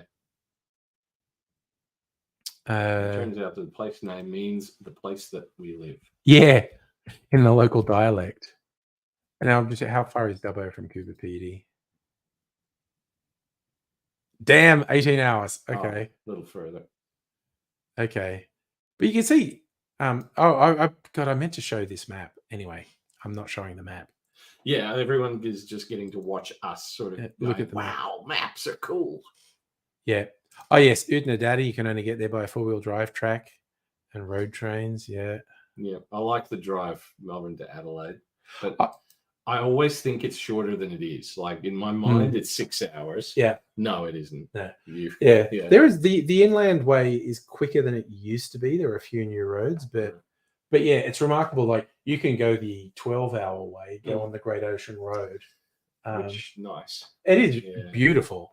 But yeah, the inland, that's how you make the inland one feel quick. You go Great Ocean Road one way and then just go the quick inland way and go, man, that was fast. Because it took me a day to get the other way. WA has 2 time zones, does it? Does it? That's not something I'd ever heard. And yeah, it is bizarrely huge. And I would love to go up the northern part of WA too, go up around Broome and whatnot. Now I'm just going to go, because we're on the internet, I can search these things. Does WA have 2 time zones? Western Australia uses, no, it only has 1 now. Time in Australia. Each local city or town was free to determine its local time. All right. Yeah, no, there is only 1 time zone in Western Australia. They don't need to, because that whole bit there, no one lives there. So who cares what time it is? One town in WA, says Musical Aviator, pretends to have the dumbest 45-minute offset time zone. Oh, well, I guess they're just having fun. Is it like way to the eastern part of the state, or? I would imagine so. Are you asking if I'm an angel? Could be. Oh, you've got a halo. I mean, sure, yeah. Yeah, there you go. Great. A guardian angel. I'm here to protect this guy from drinking poisoned rosé. I know, because I was tempted don't to. do it. No. No, I've had a taste. It's actually smells reasonably good. Like I said, it smells like a sweet vermouth. Yeah. Does not taste very good, Okay. but I can make a syrup out of it though, Alright. like a cordial. What are you going to make out of that Coke? The Coke, The rancid Coke from the 90s. drain cleaner. It's apparently good at that. But it has no fizz left, so I have to assume that nothing, it won't do it. Yeah. I Can't know. clean coins with it anymore. Same deal, but you could make a syrup out of it. Just boil it up a bit and reduce it down and concentrate the sugar element of it. But yeah. Eucla. Okay. Yeah, well, yeah, but I mean, yeah, that's just some local joke thing. Is it? Well, I was talking official time zones. There's only one time zone. Same as that guy who said he was a sovereign nation. That's what I was going to say. Is this like a sovereign citizen thing? He wasn't. Yeah. They issue their own money in Eucla as well. Yeah, probably. I like that they're having fun. It's like a truck stop, and they've just gone like, and they just no, it's not 12, it's 12:45. We're our own time zone here. Yeah, maybe you make it earlier so that people can theoretically stay in the pub for longer. That would actually fool people. I think they came in, yeah. But What day 45 in the Eucla Roadhouse. Just in the Eucla Roadhouse though. But that's fine. They're just having a bit of fun, I think. Yeah, I used to think that whoever that guy, the sovereign kingdom of whatever, I used to think it was just a joke, a touristy thing. But he was actually a nutcase who believed he didn't have to follow laws, and he ended up getting this massive tax bill, like millions of dollars. Yeah, but he paid it in his own currency. Yeah, I don't know what ended up. I'm hoping he tried. I'm hoping he tried. Yeah. But this is the Northern Territory, just one service station. I've not been to Alice Springs, but Darwin's actually quite nice. And there's actually the surrounds of Darwin are nice. I've only been there one time for a couple of days. I would, from my brief observation, Darwin is not only a service station. Darwin is a lot of army flags and a truant van. Yeah. That's what it felt like to me. And because in the dry season it's dry, you get a lot of unhoused people just sleeping in parks in the open because it's really pleasant. And the locals actually call them long grasses, as in they sleep and live in the long grass. Because they can, because it's temperate. You don't get rained on, and for 6 months you don't get rained on. And I'm not saying everyone in Darwin is fleeing legal issues in the south, but that's your guess. A shit ton of them are. Chog, I'm gonna try to go. I don't think I'm gonna make it to Uluru while I'm there, but I'm going to try to get to the McDonnell Ranges. Next to Darwin, not Darwin, next to Alice. I haven't been to Uluru or Alice, but when I had a holiday in Darwin, we did go to Kakadu and did a whole hiking day as well. So saw the area where that old movie Jeddah was shot. But we were there right at the end of the dry season, and the guy giving the Kakadu tour on a boat in this sort of show thing, he's saying like, okay, the end of the wet season is when most of the tourists here, because Kakadu's heaps of everything's in flower, there's all these animals, and that's when most tourists come. And some people say that you're not getting it that well, but the water's contracted by more than 50%. So all the wildlife that's around is in a much smaller space. So you actually see more in a smaller area at the end of the dry. Oh, look, they're all here. I wonder why. Because there's only one puddle left. Yeah. I mean, what was funny is it was in quite a low barge, and there are crocs swimming around and whatnot. And it was with my girlfriend at the time. We noticed there was this kid in a couple of seats behind us. Realized the water wasn't far away and was actually trailing their hand in the water. And we were just calling them croc bait. And we were just waiting for the inevitable didn't actually happen, but we Okay. kind of thought it was going to. But Yes. oh, okay. Lots of solved sits in Northern Rivers. Okay. What towns are those? Where Is that what, Grafton? okay. I'm not sure. I'm sure Joel will tell us. I think you get a lot of solved sits in Queensland as well. Like those ones who shot the cops a while back. Yeah. They were, and I think they actually came from around Dubbo originally. Wonder where they are in Victoria. Where's the sovereign citizen capital of Victoria? Geelong, I think. Yeah. There was a news story a while ago. Someone, well, Aidsy and I both knew her.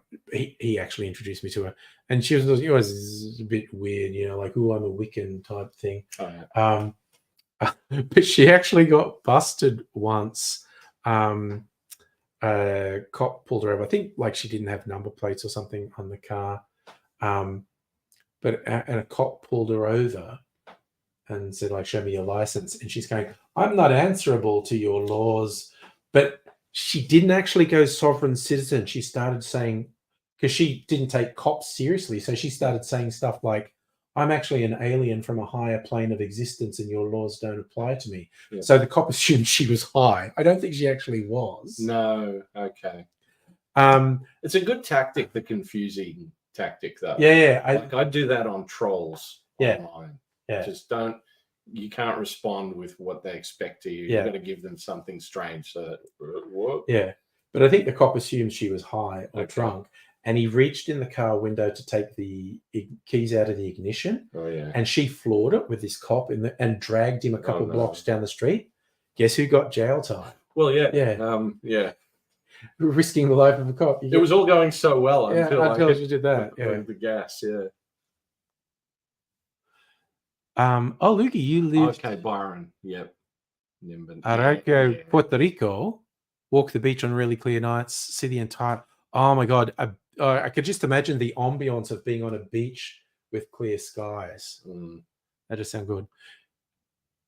Yeah, all right, I wouldn't mind hanging out in the Oh, Byron. Yes, no, they're completely nuts in the Byron. Lismore courthouse for a day. Yeah. From the work I was just doing, I was doing a lot of observation of tribunal hearings. Yeah. I feel like a nice kind of shake it off and get a very different sort of perspective would be to go hang out in that Lismore courthouse and just listen to sovereign citizens complain that they shouldn't be there. Yeah. You made me think of like being weird.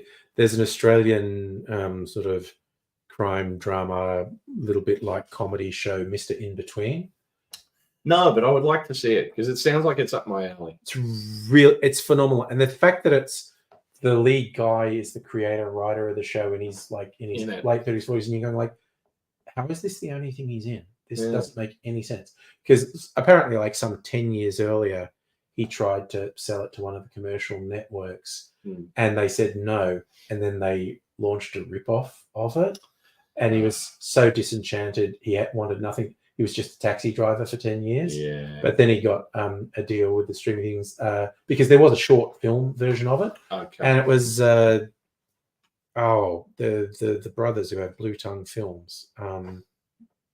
One of them's actually reasonably famous in Hollywood. Going blank on their names. But they produced it and the one directed it. But there was one bit where he actually, because he is a hitman, but he actually just tries to have a reasonable conversation with about the school. He's got a daughter at school and he's trying to talk to a mother of another kid that your kid's being an asshole. And she's like, no. And because he is a somewhat threatening character, although he's not being threatening. And she says something about her brother's a cop or something. He goes, okay, cool. You know, you're going to be like that? Okay. And he goes home and two cops come to his door. They go like, are you Ray? And he went, I don't answer questions.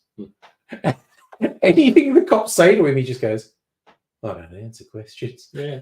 and they just go, because they got nothing. They were just kind of saying, hey, don't threaten. Yeah. And all he just keeps saying is, I don't answer questions. And they walk away. And there's like a male and female copper, and the guy as they're walking away goes, "Well, that was just weird." Yeah. It's like they didn't know what to do because he's absolutely non-confrontational, but he just really calmly goes, "I don't answer questions." Yeah. That's not bad advice, probably, for Oh. any time you were approached by the police. What I told my offspring when they were teenagers and getting to the stage where something might happen, Yeah. I was going, never be confrontational, never answer any questions. Just particularly when you're under 18, you just say, "I'm under 18. Mm. I don't want to answer any questions without a father here." Yeah. Oh, yeah.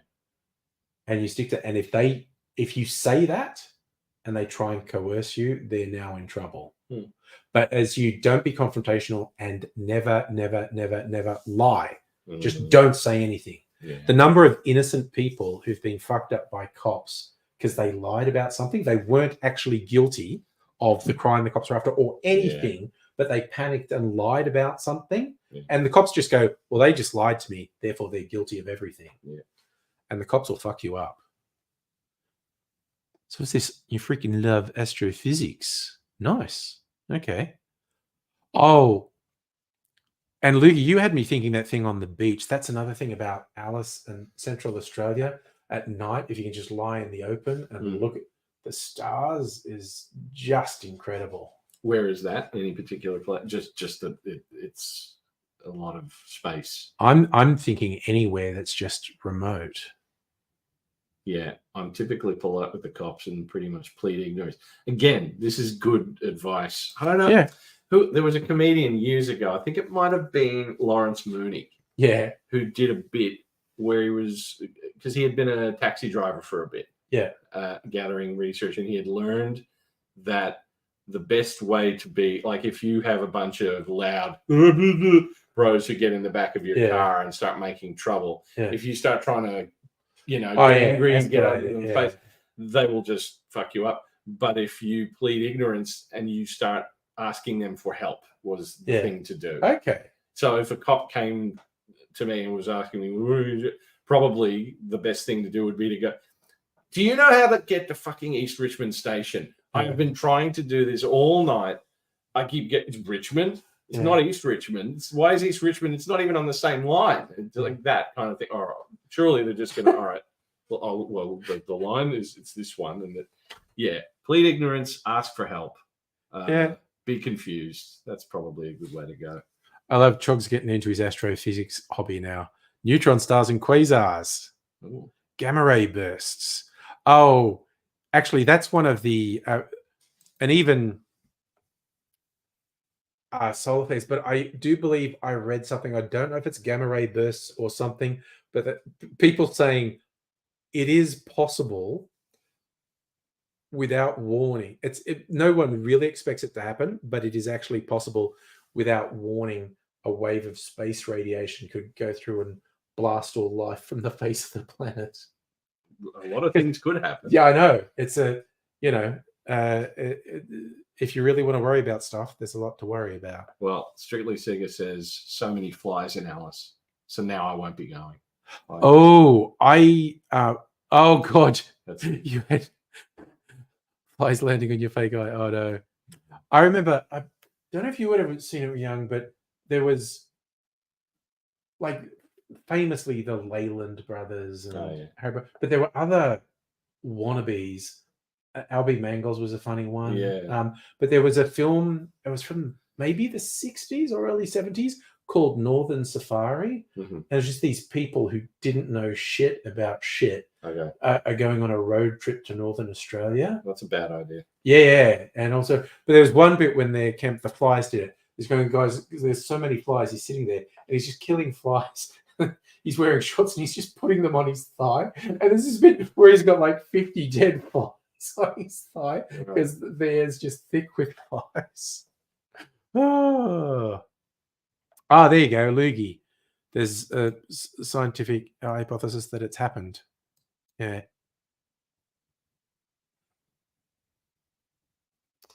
Oh, New Zealand has a different one. They have these little things that I think the locals call sandflies, and they're tiny. Yeah. but they bite and they sting and they're everywhere. I think we've got them. Yeah, And I have been eaten by them. Yeah, I went camping one time and was in, what do they call it, a swag, yeah, and that's just a death bag. yeah. I don't call it that, but it's a death bag. You Yeah. zip yourself up in a death bag, and that was. Yeah. And you have to place this correctly. Yeah. Because I guess, to start with, if you place it wrong, you will be sleeping on an angle and feel awful. But I had placed mine in a little bit of a divot, which I think would have been fine, except that it rained overnight. So when I woke up, it was in the water. Yes. And I don't think the water was sort of in the bag, but like you unzip the bag and you're like, oh yeah, there's now Water like there. several inches of liquid here. And my arm just was red, just eaten, just a million crazy bites. People thought I was in a lot of trouble. Yeah. It's just hot. Yeah. It just burned with glowing with heat. Yeah. That was nasty though. I think that was sandflies. Yeah. Safa with a random question. Who'll last longer, Chuckles or your passport? I think your passport. Was it 10 years? Don't know that he's going to last 10 years. Oh, yeah. The big solar eclipse in North America. Everyone is Niagara Falls. I guess it would look spectacular at Niagara Falls. Chog, name something North Queensland isn't infested by. Yeah, box jellyfish, crocodiles, snakes. I remember in the camping holiday in New Zealand, we were actually in like a quite small camper van, but enough for a double bed in the back. And I could reach the roof of it lying down in the bed, which was handy because before going to sleep, we'd switch the overhead light on, which would attract the sandflies, and just spend half an hour going, die, Oh, die. Because they're getting attracted to the light until you can kill them. Oh, okay. Yeah.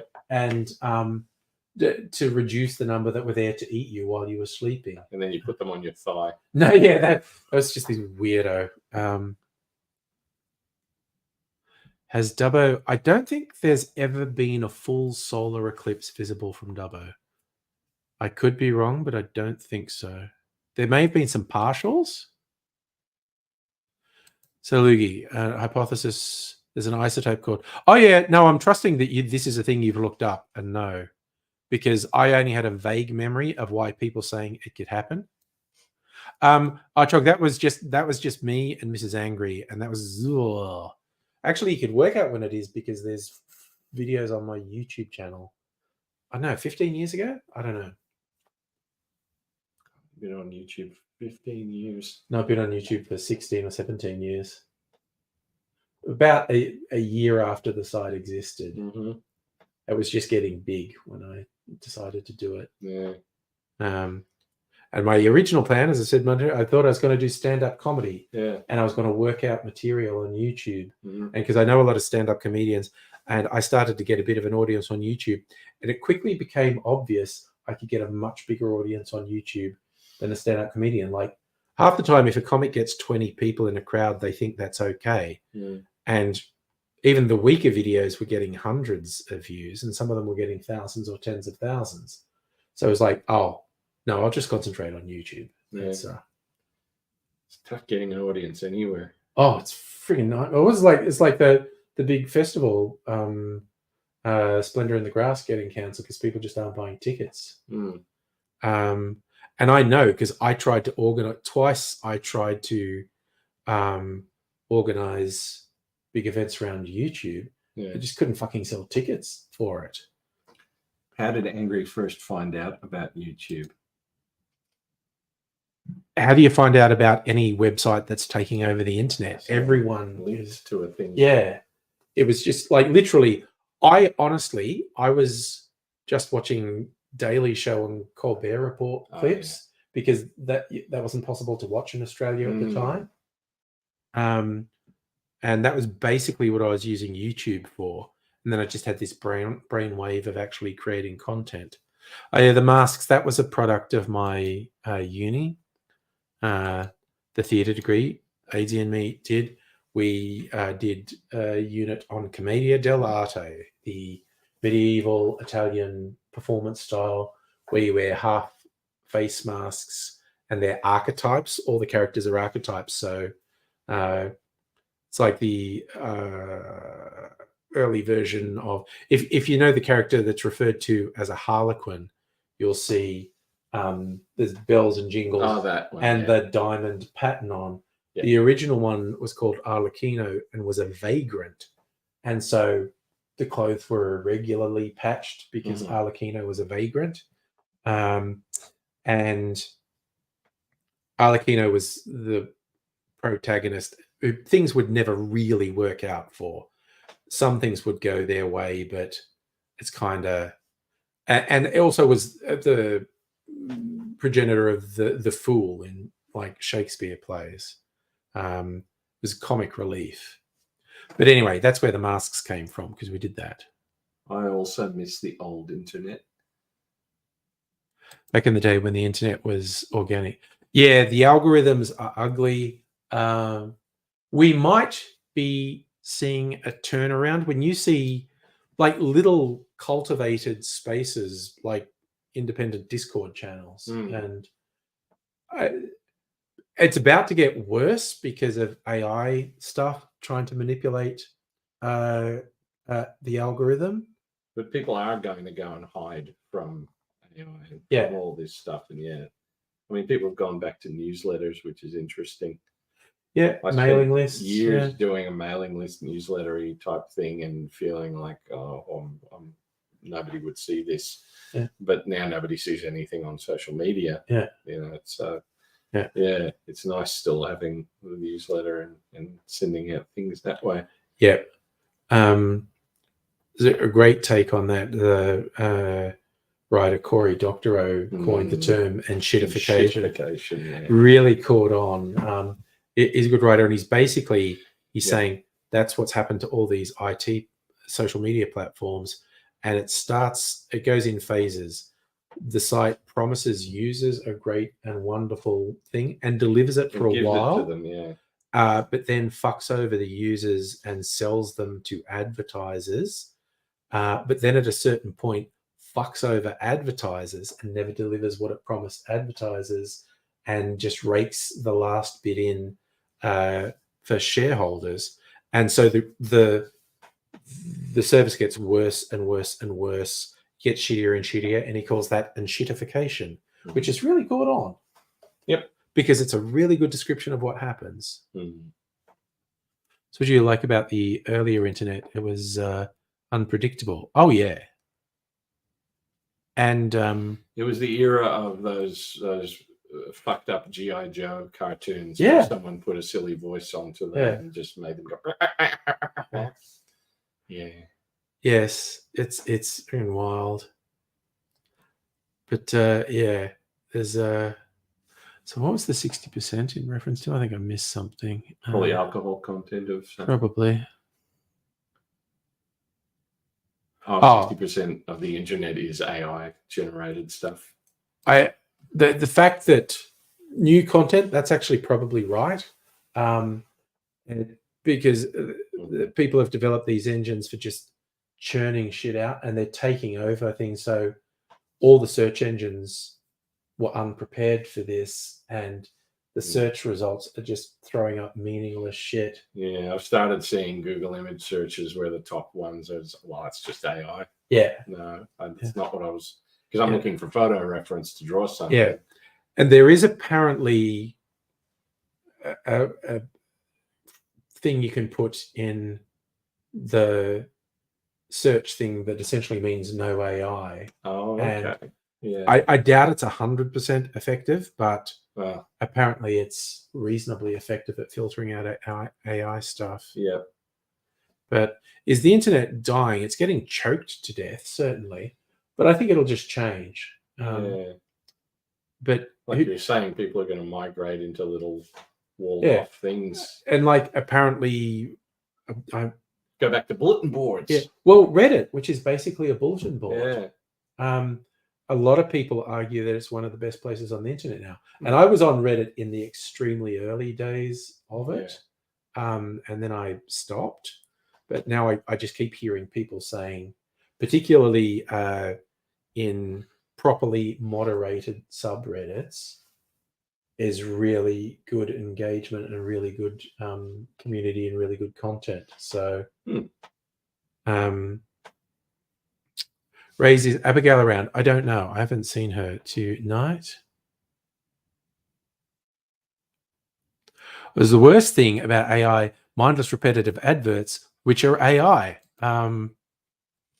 For AI or made with AI? Made with or AI. both? Yeah, both. Yeah. Yeah. The worst one, like, oh yeah, I think it might have been you, Jog, put it on the Discord, Rubber Chickens. There's a video of someone stripped the tire off the car and just taped rubber chickens all over it. Oh, all right. So then they're driving down the road and it's going, which it's funny, but the specific video, which I assume some piece of shit had stolen off the person who put it together, and then just had an AI voice over it, and it's literally just going, "This guy cut the tire off his car," and and it's just like, but a voiceover is so easy to do. It's actually easier than doing an AI voiceover. Yeah. What the fuck? Yeah. I mean, those were before this AI thing came about, you know, where it started becoming very popular and used by everyone. Those electronic voices were a thing already. Yeah, they were. And I don't know. Yeah, I feel like it must be people going, my voice sucks, or maybe because I don't know, maybe with these content farms you get a lot. They're literally just it's the content farms. So possibly there are even people who don't speak English that well. So it's text to voice stuff. Yeah. They're literally just typing it. Yeah, I don't know, but that aesthetic. I don't enjoy it. I know behind closed doors, the major platforms are trying to come up with a way to block it because they know it's fucking up the service. Like Google in particular, know it's fucking things up. But AI generally, and not those shitty voiceovers. Just the let me tell you 12 facts about Back to the Future. Yes, and YouTube knows that's just clogging up. And having been on YouTube for so long, it's very funny. It just regularly has problems. You're cruising along, going, well, what's that? Oh, that's getting worse. Why is that so bad? And for a year or so, something will get worse and worse.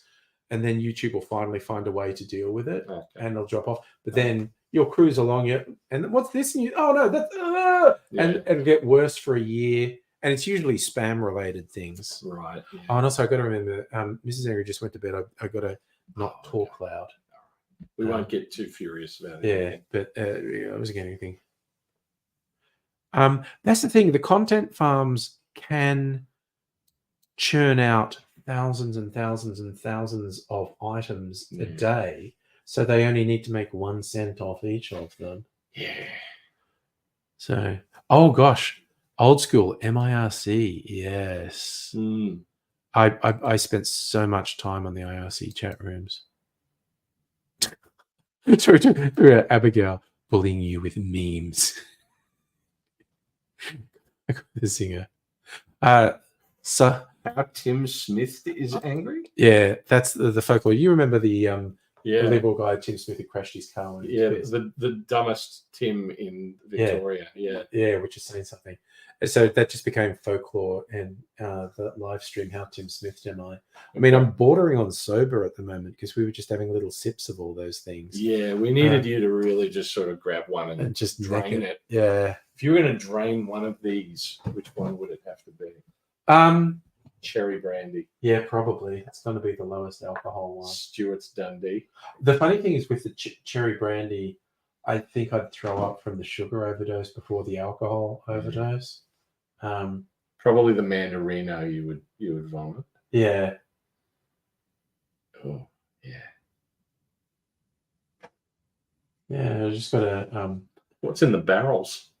Port is in one. Okay. And one is whiskey, special house blend that I'm aging to see how it goes. And one is actually a mix of vodka and whiskey. And last time I tasted them, I couldn't really tell them apart. which is how unsophisticated my palate is. But Well, like I said before, your own stuff was by far the best thing I drank here. And I don't know if my taste is I really like that. I love how redolent of other people's, but I'm wondering, like, as a YouTube influencer, will you be creating your own branded alcohols and selling? Because if anyone wants anything that is delicious, they should get these. For some of the faithful, I sent out Christmas presents one year. Good, yeah. I made cocktails and sent them out. So is it Nathan? Hello, you've been sick. Well, I'm glad you can breathe. Oh, did you drink something to help you sleep? I have to admit, in really unfortunate times in my life, I do remember relying on a vodka sleeping tablet. It's just like, shitty day. Just on a plane. I've never drunk alcohol on a plane. No, it was taking the good night pills. Oh, right. Yeah. It's like, I can't deal with 14 hours awake on here. Is AI going to burst eventually? Yeah, because it's bullshit. There is an AI bubble. It's bullshit. A lot of these things that we get for free are actually insanely expensive to run. They're on massive server farms. They run up massive power bills. They're terrible for the environment, the amount of electricity they're using. At a certain point, these companies are going to have to admit to the people whose money they've been taking, we don't actually have a way to... We did stuff that made everyone go, wow. We don't actually have enough. You've invested tens, hundreds of millions of dollars in this. We have no way to generate income. Sorry. I don't know. Yeah, I did a big comic about AI because I'm a cartoonist, and a lot of cartoonists are very frightened by AI. But I came out of all of that just thinking it's like synthesizers. Yeah, like, people got furious about synthesizers existing. They said you're going to put every musician out of business. Yeah. In the end, like, it did put musicians out of business. It was bad, like they said it was, but it also got sort of just absorbed by the culture to the point that, there's synthesizer music, but all the other stuff still exists. And it's just a question of whether you can make money off the art or music that you do. Someone has put a photo of the beautiful Mandarino on. Yeah, this Hannah put this on with, and that's it with the seal on it. Yeah, beautiful. Yeah. So this is so that's what's telling you where the it was much alcohol. There was a seal on it. I think that's saying it's 32%. They all said that like that 32 degrees. Well, that thing tastes like it's got no alcohol. It really tastes like I think a lot of the alcohols maybe were. So it's originally, but okay, that answers the question. It was not a novelty decanter someone put stuff into. Yeah. That's how it was sold. It's just taped in. Yeah. Okay. Because I wasn't sure if it had been opened before, but I guess it must have been. Yeah. And that's what I wasn't sure. I thought that was probably how it was sold, but that could just be a decanter someone poured something into. Yeah, because it's fun, but it's not. It doesn't feel expensive and classy. It does feel just like a plastic tin thing. Yeah, it's almost like when you buy those European what is it, like jams and stuff, and then your pickles and things, and it's in its own glass with a handle. And look, now that you've eaten it all, you can just wash it out and use it as a glass, which I like to do. Yeah, I've actually got. It's not classy, but it's handy. So maybe you put. Oh, now I've got it all over my hands. Yeah, well, there's a bathroom just there if you want to wash the sticky off. Yeah. All right, I was just kind of happy that we had that picture. I like mixed berry yogurt.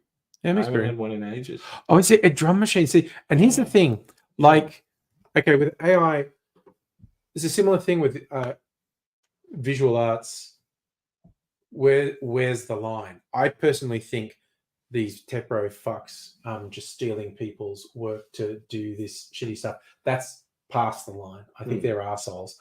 But where's the line? Because even someone sitting at home doing animation on their computer is doing something that used to take 10 people to do.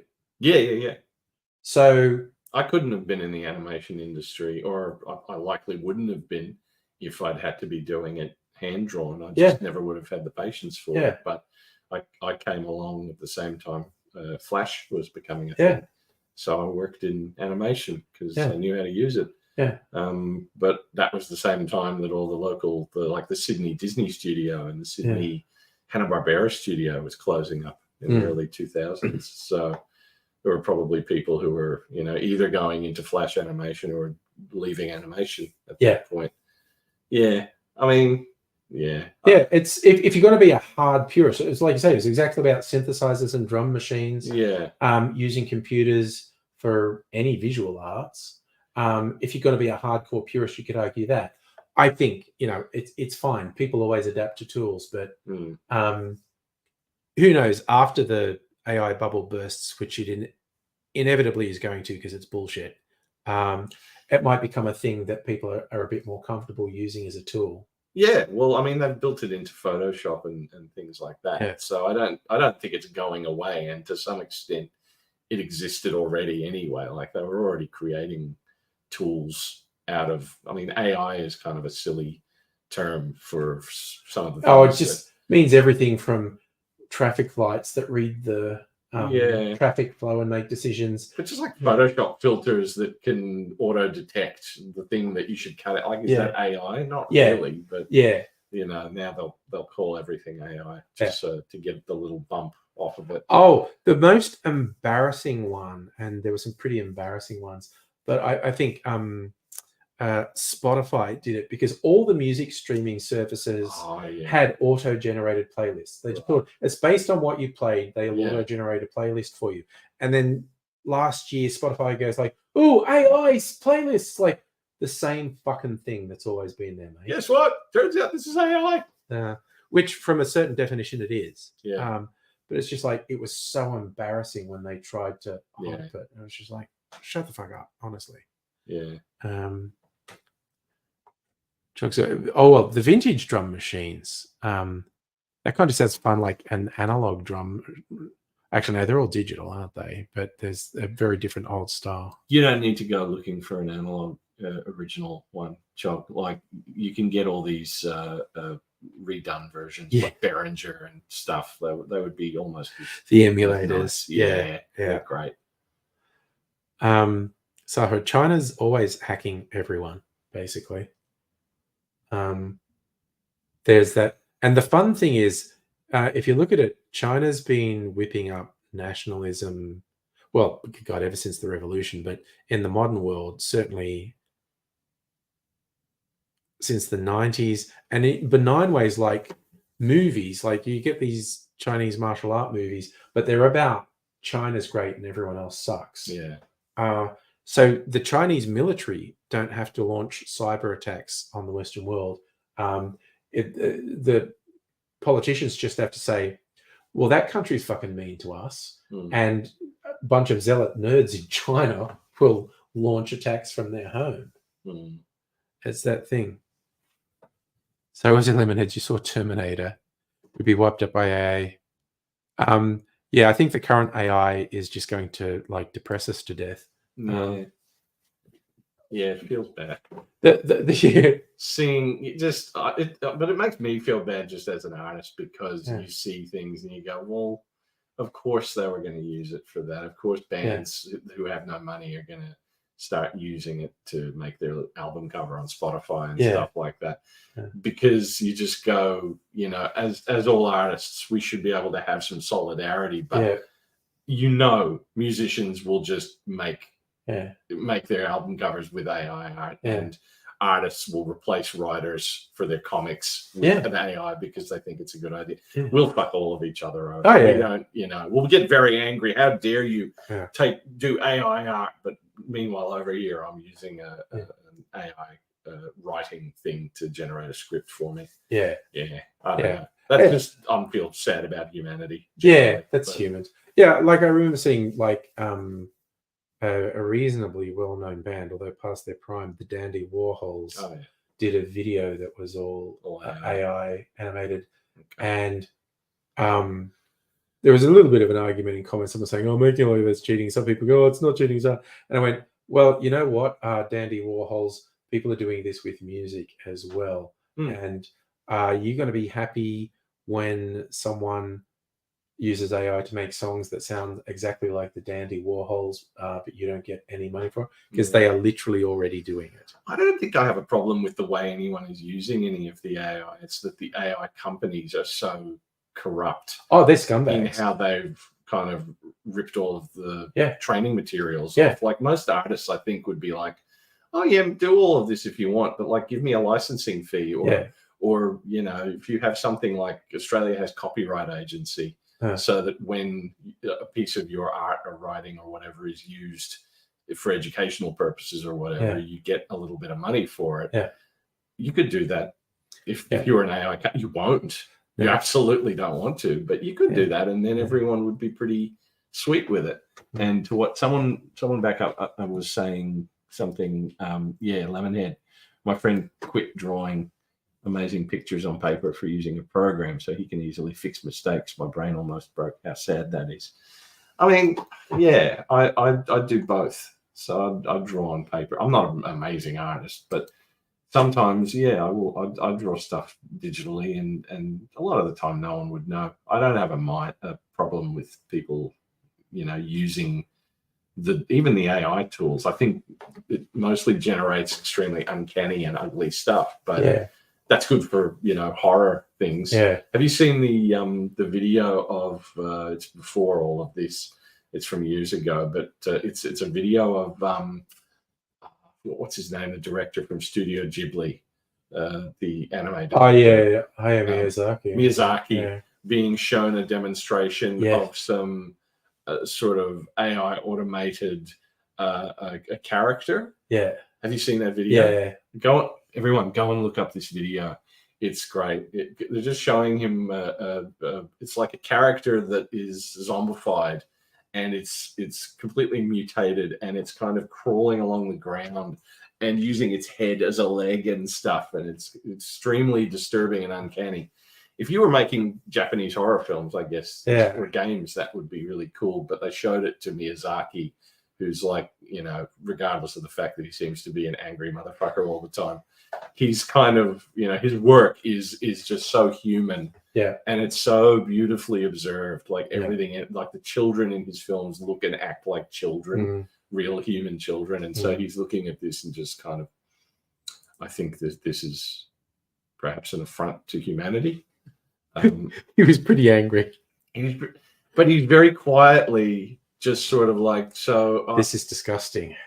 He starts off, I think, just sort of going, so I have a friend who is crippled, and he just goes from there to like, what that this feels. That's why, like, you see that as a meme now, that his quote about it being in front. People go, yeah, AI is in front, but he's specifically talking about because this feels like it's making fun of disabled people. It's good to watch though. It's good to watch the I guess the Japanese tech bros who are showing him this and really excited. They were very their faces just falling. Oh no, the master doesn't like it.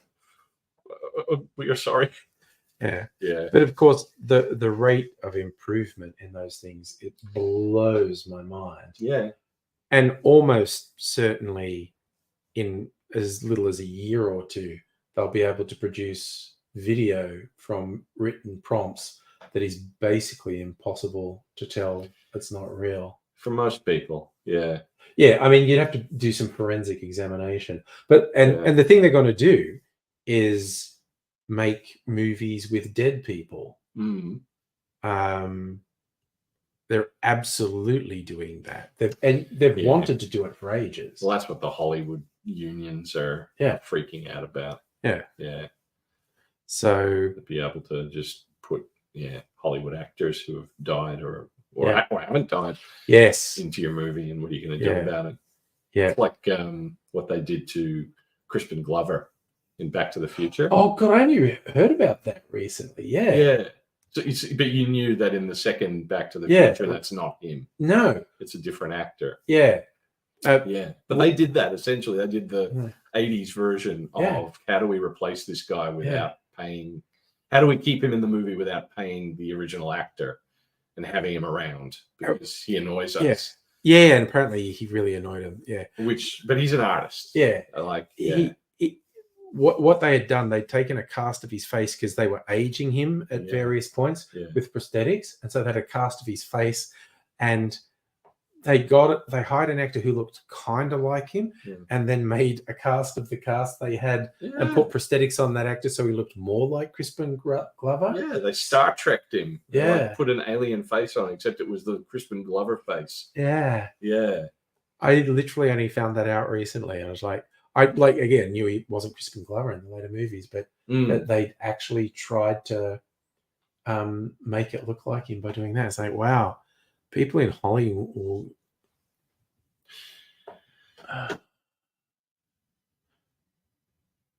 That's interesting. it is, isn't it? Tree, yeah. Almost no. If you're just going to if you want to just sort of be funny and try and hassle me, you can give it a go. Okay. But if you're just going to spam stupid shit, Oh, look, we all like fuck sex. I know fuck sex is awesome. I don't have a problem with the concept there. Yeah. It's just, But it's kind of like every now and then someone comes on like wanting to start shit, and it's like, give it a go, mate. See how you go. Yeah. Oh God, Ray's loves jumping in. When I sort of say to someone, "Hey, are you being a dickhead?" Ray's will just jump in. Get a fucking life and say fucking. As the time of his life. I'm sorry, he's removed him already. Sorry, Right, it's just because because they just kept spamming the single phrase. It's like, seriously, if someone wanted to have a go, I'd let him for a while. So, but I saw the drawing conversation continuing. yeah. Cursive writing, or just writing in general. But less people being.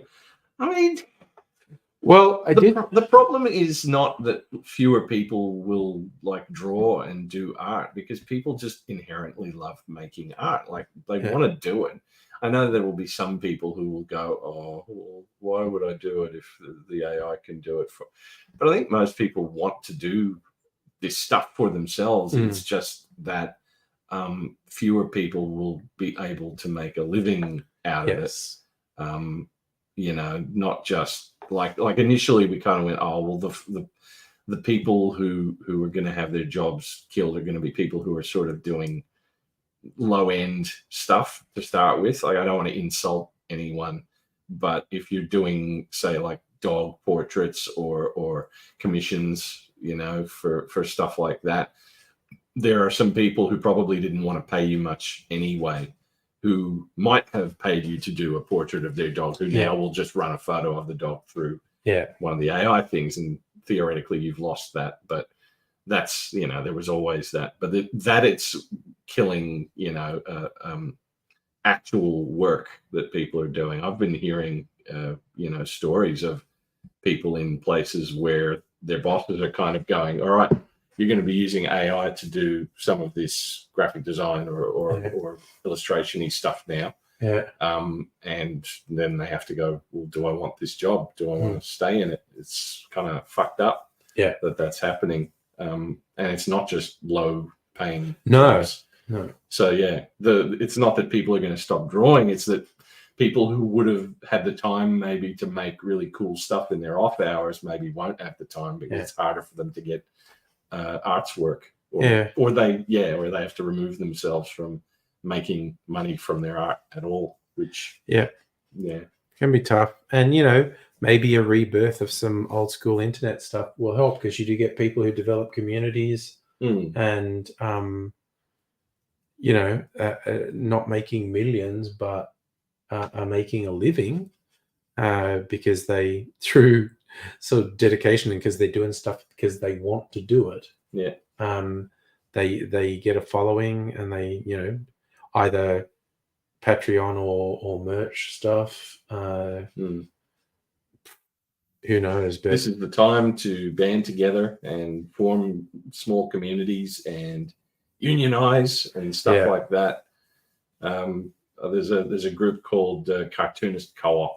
Oh, that yeah. has come about in the last year or so, Nice. run by some different people around the world, and that's something I will really want to get more involved in. And I haven't had time to really think about it much, but it's a co-op. It's sort of cartoonists all have with their own Discord server and their own forum, and all promoting each other's work and all sort of throwing in and helping on each other's sort of promotional campaigns when they release a new book, and actually kind of being a publisher as well, a publishing co-op. So releasing people's books, it seems. So that's a neat thing. I think you can go to cartoonist.coop, even something like that, or Google it. I'm giving a plug. Yeah, do it. Yeah, absolutely. Yeah, that's a really neat thing. So maybe there's just going to be a lot more of that. Oh, no. Ray's feeling hard done by because I got rid of the troll before he had a chance to go. That's hard. Would I get rid of the booze tax? I would revisit what's known as the alcohol super tax, because it's spiraled to the point where half the cost of alcohol is tax. Now, of course, the industry is going, this is making it hard for us to make a living, and you've got this growing distilling scene in Australia, and this tax could kill it. Maybe you should actually be a bit easier on us about it. But I listen when health people stand up and go, actually, you know what? Alcohol fucks people up. I kind of think they don't need to keep escalating the amount of tax, because that's what they've been doing since the 80s. It's been indexed, I think. Right. And it's got to the stage where, half the cost of alcohol is tax. And it's like, maybe they could cut independent local distillers a break and fucking tax the imported mass-produced shit. Oh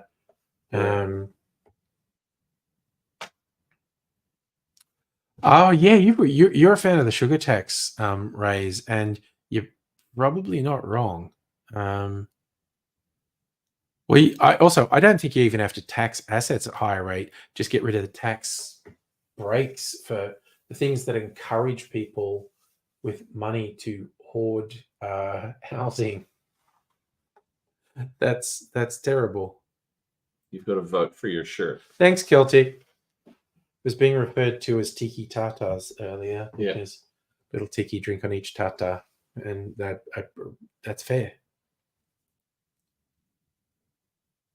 You talk about price gouging and stuff. Yeah, I mean, Jesus Christ, I'd fucking nationalize almost everything, because fuck corporate profits. I always laughed when, like, Gina Reinhardt was complaining about the level of taxation, and it's going, of minerals that you have no right to, that you just got through scams and bribing politicians. And your dad lied for that initial lease and used his contacts in the media to scare the state government into granting him licenses. That's right. We earned it. Yeah. So, and it's like, no, that mineral wealth, it's going to be mine. It belongs to the fucking people of the country. And she's complaining about, this tax again. Well, walk away. Fuck you. Walk away. Yeah. I'll take over the business, and I will give the government 95% of the profit. I literally, and I'll still be sitting pretty on that 5% of the billions of dollars. Sarah's from Hobart. And she went to uni there, and so she spent a lot of time in Tassie, and she talks about sort of getting in conversation, because everyone there talks about forests and forestry, and has an opinion on it. And so she talks about, like, a time when she would, like, get in a cab, and the cab driver would start, talking to her about, what they're doing with forestry. I suppose you're a young hippie, you don't think we should be logging, kind of thing. And Sarah's response was, well, the problem is that they sell it so cheap. Yes. Why aren't we getting the money we should be getting for it? And he's like, whoa. Because, if you want to think of it in purely business terms, they're not doing... It was bad business. Bad business. Yeah. So, incredibly rare high-grade wood being sold for wood chips. For wood chips, It's insane.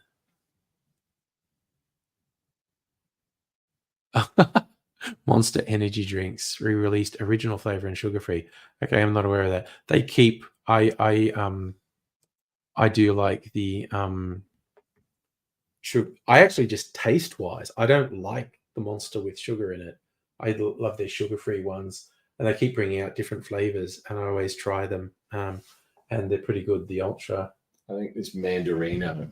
That and the energy drink. Yeah. Yeah, if you dump some, like, what is it, like ginkgo and jojoba and 10 tons of caffeine in that, would be spot on. Spot on. Absolutely.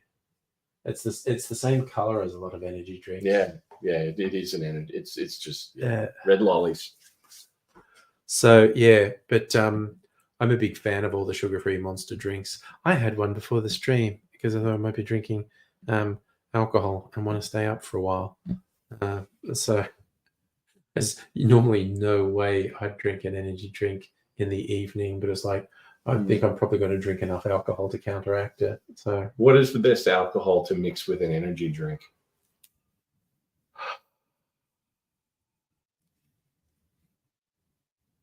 Probably depends on the flavor. I mean, my initial thought is something like whiskey or rum. Okay. I mean, a lot of people just go vodka because they don't want to taste the alcohol. Yeah. But get a fruity energy drink and have it with rum, and then it's like a caffeinated tiki drink at that point. Yeah. So the few times that I let people take me out to drink to excess, it was always going to be the vodka and Red Bull. No, well, not necessarily just vodka and whatever. Yeah. Like, because I don't want to taste this. I don't enjoy the musty whiskey flavors or the piss taste of the wine. Yeah. So give me a vodka and something. It's an easy one to go with. Yeah. Yeah. And that's, I always have a dig at vodka on my YouTube cocktail channel. Just vodka's bullshit. It's like literally any cocktail that has a vodka base will taste differently if you change the base to almost anything. And better. Yeah, okay. Will taste better.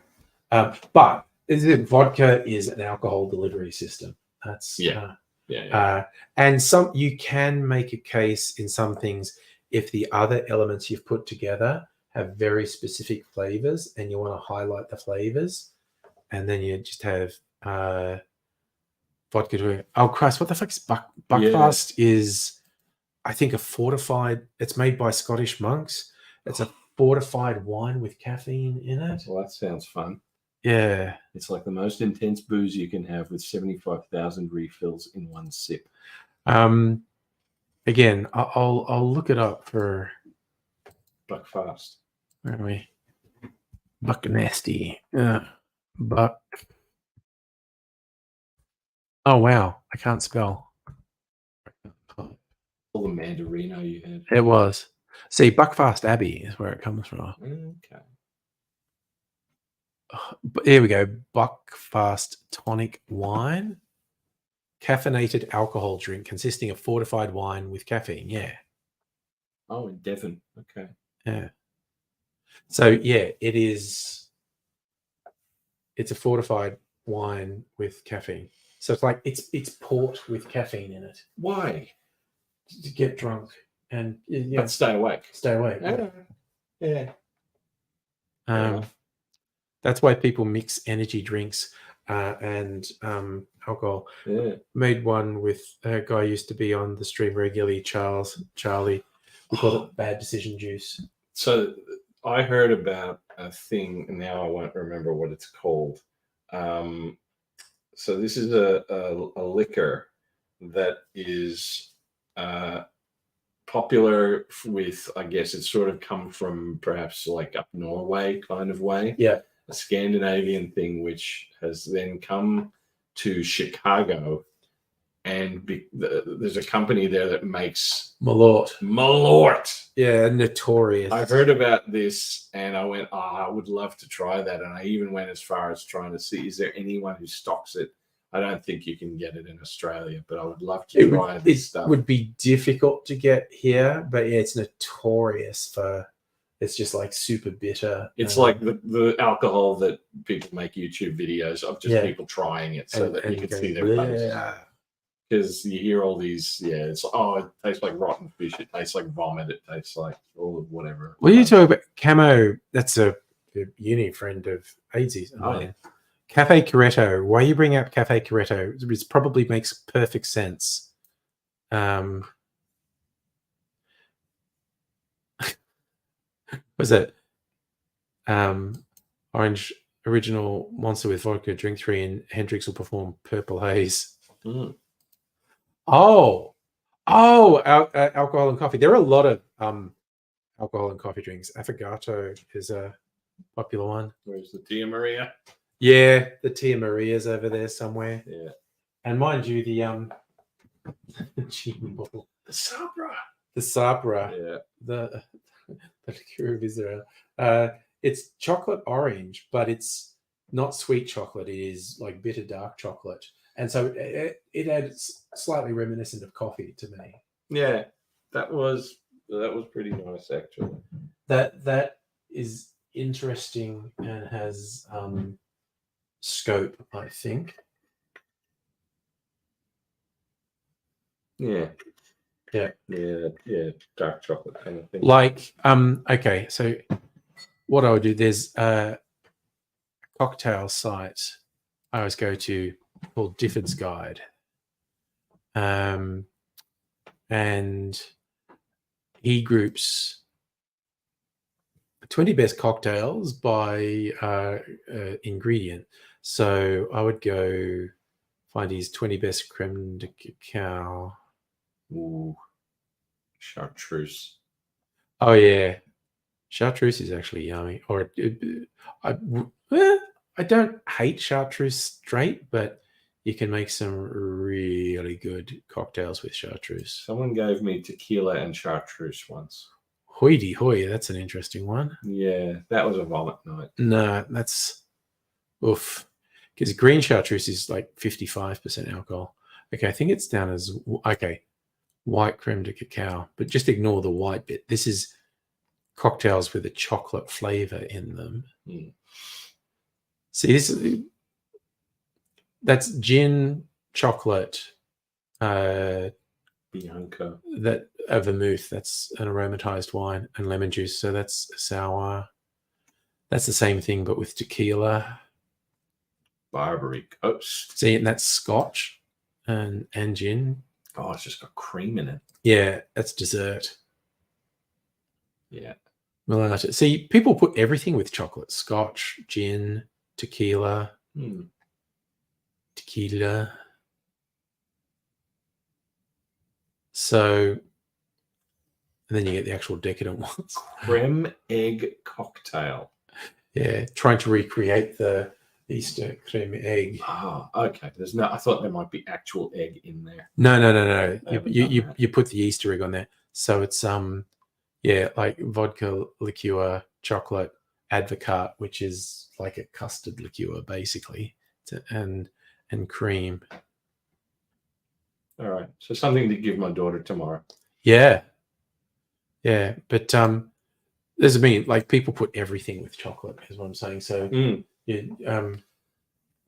Well, do some good stuff with that. yeah. Oh, okay. This is the funniest thing. No dose. I once took way too much because I was driving between Sydney and Melbourne. Yeah. And then I remember at work, there was someone there who was a bit straight and had never done the recreational stuff. And they sort of said, were people doing... Oh, no, it was because a guy actually got fired because he was doing speed at work. And some people were going, oh my God, that's shocking. And me and this other person was with going, that is such a waste of speed. Who the fuck wants to be on speed at work? You're going out having a good time. Someone goes, well, what's it actually like? And I said, it's kind of like taking just way too much no-dose, like an almost fatal dose of no-dose. And okay, it's nothing like no-dose. And I went, you've never taken the dose of no-dose I'm talking about. I drank like 2 liters of Jolt Cola when that was still a thing. Yep. And a handful of no-dose, at least a dozen or something, and then was driving. and I just went crazy. What's the AIDSy cocktail? Yeah, I did actually make AIDSy cocktails for the 1 year anniversary of his passing. I mean, I could tell you, and I bring up what YouTube am I logged into on this? So you decided upon what would be an AIDSy cocktail? I did. No, that was my choice. All right. So he also made a chocolate Easter cocktail. I don't think we can talk about what the real AIDSy cocktail might have been. Just drugs. Yeah.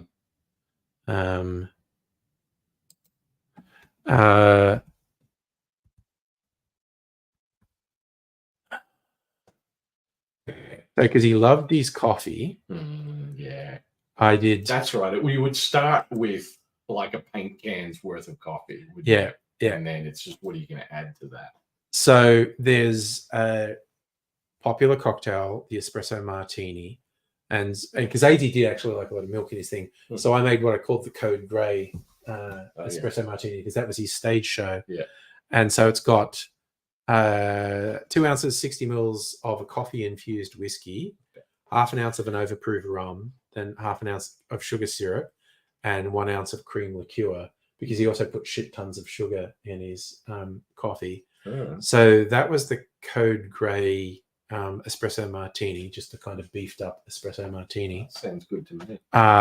And the Devil's Sazerac, which is so it's 1 ounce of whiskey, 1 ounce of brandy, brown sugar, Peychaud's bitters, a float of peated whiskey, because he liked smoky whiskey, and a float of absinthe, which you set on fire. Float? Oh, you very carefully pour it on the top. All right. Okay. So and if you get it right, ingredients in there already, so you're able to and layer it and set it on fire. Set it on fire. Where's throw it out of a plane. Yeah. You bury it alive. Okay. I'll share with everyone the video of me setting the Devil's Sazerac on fire. This was in honor of AIDSy. Where are we? AIDSy had coffee drink during the meetup in Fed Square. Yeah, well, he would have had coffee drink pretty much all the time, I think. Yeah, pretty much. Okay. What are we doing? Okay. Full screen that. And so there was a special device. You see how it's floating on top? Set it on fire. Oh, wow.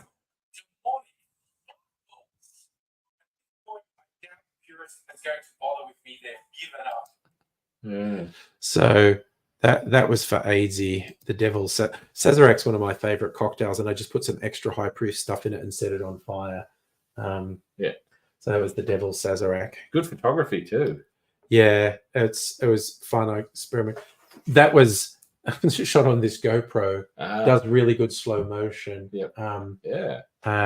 So it was like powdered cinnamon sugar. Yeah. That's what made that flame. You like I actually set it on fire. Yeah. So it was burning. Yeah. And then it was the cinnamon sugar that just whoosh. Almost any very fine powder will do that. Like I think you can do it just with flour, but ground cinnamon is really good for it. And the cinnamon sugar, which is still sitting up there, is really good. Just gonna go, and because it's really fine, it just goes goosh and looks cool. We're talking about drop bears now. Why not? Cute fluffy bear things with sharp teeth behave like piranhas. Yes. Oh God, I love seeing people do very funny memes of drop bears just to see who they can get to believe it. Like there's one with someone in some animal rescue thing, and they're obviously feeding a baby koala with a dropper of milk or something, and someone's just photoshopped it so the koala's got huge ravenous teeth and is clawing, and the stuff in the dropper is blood, and he's going, these sick people feed baby drop bears on human blood. They have to be stopped. Yeah.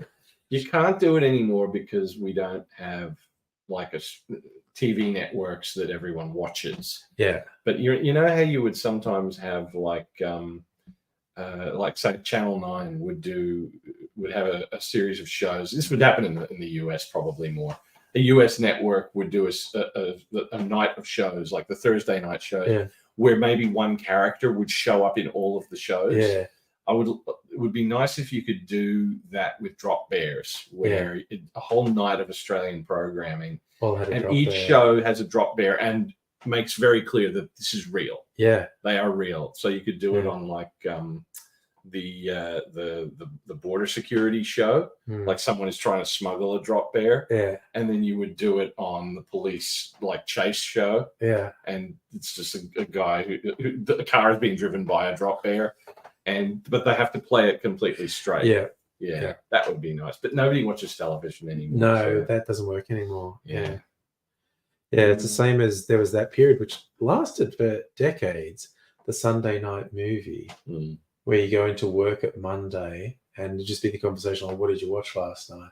And if you watch the same movie, you just talk about that. And if they watched a different channel, they go, oh, I didn't watch that, I watched that. And it's just not a thing anymore. No, it's not. It's what are you streaming? And everybody's watching whatever they want now. I know, which is pure anarchy. They sell drop bear insurance to the Yanks. I'm assuming it's novelty. I don't know that anyone's believing it, but I hope so. It's very hard to be sure. But it's also like, particularly if people underestimate you, you can often sell them on ridiculous shit. And what often works with foreign people, whether it's drop bears or something, if you just say something to someone dead straight, like, I was just telling him about drop bears, and you just know to actually play it straight and go, oh yeah. And because I grew up in Dubbo, and Dubbo's a reputation for being stupid. Like, to call someone a Dubbo is to call them stupid. Okay. And you'd have these school camps where schools from all over would go there. And so the schools from Sydney would particularly think that we're all stupid. Not only half of us were stupid, but, you know. But the one thing we would do that would work almost every time was to tell them about the 5 o'clock wave. Like, particularly people who lived near beaches. We go, oh, it must suck not having beaches. And you go, oh yeah, beaches are cool. There's literally a bit of the river in Dubbo that's referred to as Sandy Beach because there's a wide flat bit from flooding, and it is sandy. It's a wide flat sandy bit and a curve in the river. We call that Sandy Beach. And people go, there's nowhere in Dubbo called Sandy Beach. You can actually show them a map. That's Sandy Beach. And they went, oh, okay, Sandy Beach. They go, yeah, the really good bit is the 5 o'clock wave. And they go, what? And, oh, well, there's a big dam. You can look that up. There's Burrendong Dam, feeds into the river. And they release a big thing, and it travels down the river in a wave, and you can catch it. And, you know, some people can do it for a couple of kilometers. And because you've already freaked them out. There is a sandy beach and there is a dam there. And then someone walks up and just goes, I was just telling him about the 5 o'clock wave, and people would just strike it's a whole thing. And by the time 3 or 4 people are all just with no one nudged anyone, they just went, there's just something about 5 o'clock wave. Oh yeah. And then they start believing that the 5 o'clock waves, because they've underestimated you to start with. And so they think you're not smart enough to trick them. And so you can trick them because they think you're not smart enough to trick them. I have a feeling when I go to Alice Springs, there's going to be a bunch of people doing this on me. Oh yeah, probably. Like just telling me stories like that. And really? Yeah.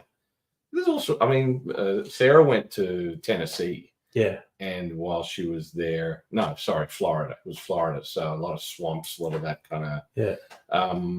And she was like, oh, do I have to worry about gators and stuff? And they're like, no, you have to worry about chiggers. And she's like, what? And this could easily be one of those things where like, what are you talking about? It's fucking crazy lice shit that lives in the leaves, that lives in the branches of biting insects. And you think, oh, this is nice, but now you've got, I imagine it's kind of like sandflies or something. It's just full of shit that wants to eat you. They're a nasty biting insect. Chiggers. Watch out for them, chiggers. And they can sort of really go for you as well and get in there. But but also it's like, in Florida, they've now got a bigger problem with huge snakes than gators because people were keeping like these anacondas as pets, Oh, yeah. and they got really big, and they went, "Ugh," and they released them into the swamps. Sure. And That's where this belongs. they're like apex predators, and they're catching ones that are just absolutely absurd size. Yeah. And these things will kill gators because the gators are like, "What the fuck's that?" People are talking about what was the alternative to the Sunday movie, and you could watch the SBS soccer and stuff. Yeah, SBS, that's true. That was the other things. And then the test pattern. Used to stay up to midnight. Love that. Watch SBS MASH. test pattern. Yeah. Oof. Oh, and that is the real wild thing. When there's stuff that's in old movies, like from the 70s or 80s, and there's just no context for it now. And I remember one is the test pattern. Like the national anthem playing is signing off for the night. Yeah. Static. And you could literally show it to people now and they go, "What? Why are they doing that? What?" Yeah. Yeah. Yeah. Or even like the opening line of one of my favorite books, William Gibson's Neuromancer. He said the color is the sky was the color of TV turned to a dead channel, and which means staticky. Yeah. But a lot of modern TVs will revert to this blue. So someone could read that now and think that the sky was a really electric blue. Yeah. Which kind of still works. Anyway. Yeah, that's all right. Yeah. Yeah. Fun. That's true. Oh God! See, you're too young, Safa. ABC3. There was no such fucking thing. It was just ABC. That's a channel that still switches off at a certain point and okay. comes Sorry. back next day. Yeah. Days pay more attention than me. Yeah, it does. But they have sort of like at least a little waiting kind of image to tell you that's what's happening. They don't just go. Yeah. Yeah. Yeah. I actually remember amusing myself as a kid seeing patterns in the static. I think someone was talking about that. Background noise of the universe. Yeah. There you go. Yeah, but randomness, analog randomness. Because even when the old manual TVs flicking between stations, the intermediate bits would just be static. And yeah, it was at some point when I was a kid, I realized if you stared at it, your brain tried to make patterns in it. Yeah. And you would start to see, and it's just completely random. And you'd actually see, because your brain's actually trying to find a pattern in it. Brains are stupid, by the way. They're good for that, though. There's pattern recognition. Yeah, if you want some pattern recognition. But they find patterns where they don't exist. Yeah. And that's where, it's good. It's like, oh no, that movement in the grass, that's a tiger. But then you just go like, shadows flicker in the corner, you're like, oh my God, it's a tiger. And like seeing faces in things. And but it's also so easy to fool. I did it just the other night for fun. As random shit that gets thrown up in your YouTube, and it was one of these things that's designed to mess your vision for a while. It's these moving black and white things that are like the old Doctor Who thing, kind of. And you basically full screen it and stare at the center of it for like a minute, and your brain, and you'll see it appearing to change. It's exactly the same all the time, these moving black and white things. And your brain will start changing it, like it feels like it's changing and it isn't, but because your brain's trying to make sense of this constantly changing black and white thing, and stare at it for a thing, and then you just look and everything melts, everything wobbles, and until your brain readjusts because it's been fixated on this thing. And so it just, and it's like, brains are stupid. They're so easy to fool. So easy to fuck with.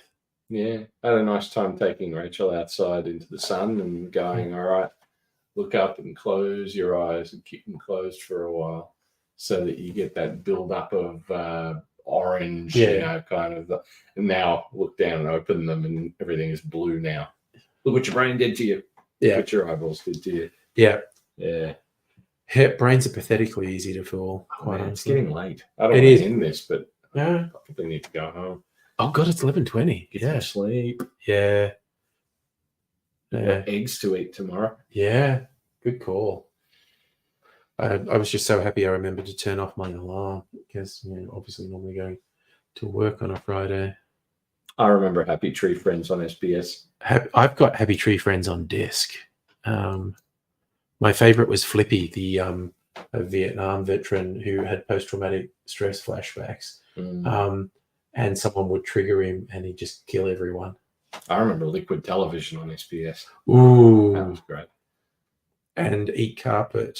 I think Liquid Television was part of Eat Carpet. No, Liquid Television was the American one. Yeah, but Eat Carpet was just a series of things. Did they insert it into Eat Carpet? Yeah, it was like Friday night there'd be different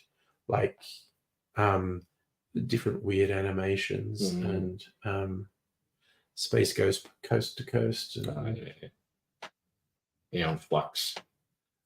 Yes. The Max. Which I have on bootleg. Someone burned Eon Flux for me. And again, those old Eon Flux ones are fascinating because they were just playing with conventions of things. That was a fun show.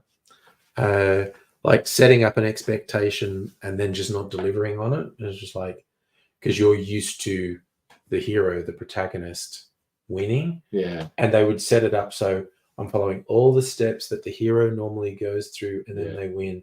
And then we're just going to... And then she gets the shit kicked out of her. Yeah. And one of them, it was just a splinter. She was climbing a window and trod on a splinter and fell. Yeah. And it was just like, after killing 50 ninjas, Yeah. then climbed out a window and there's a splinter which she took her stepped out. on and she fell and died. And it's just like, damn, goddamn. Oh, yeah, no, the videos don't replicate LSD, but it does do that wobbly vision thing. But yes, it's the whole thing. Yeah, I think as much as it's been immense fun, and you all hung around when we just spent an hour drinking this stuff, which is dedicated. Good on you. But yeah, I think young David go home. Not better. And I would probably go to bed too. But it's a long weekend. Angel David. Yes, I did. That was unintentional, but it's quite good. There we go. I'll be streaming tomorrow night too. So we'll see how that goes. Probably party night tomorrow night, but it is a date night on Saturday night. So but then again, then there's Sunday night. I don't have to get up work for Monday. So who the hell? Yeah. Anything could happen this weekend. But I'm going to go to bed now. So you'll take care. Oh God, I've got to go and filter a bunch of things. No. Yeah. Thank you, Safa. It will be a little drive. Not too bad. Actually, you know what I wanted to do just before I left?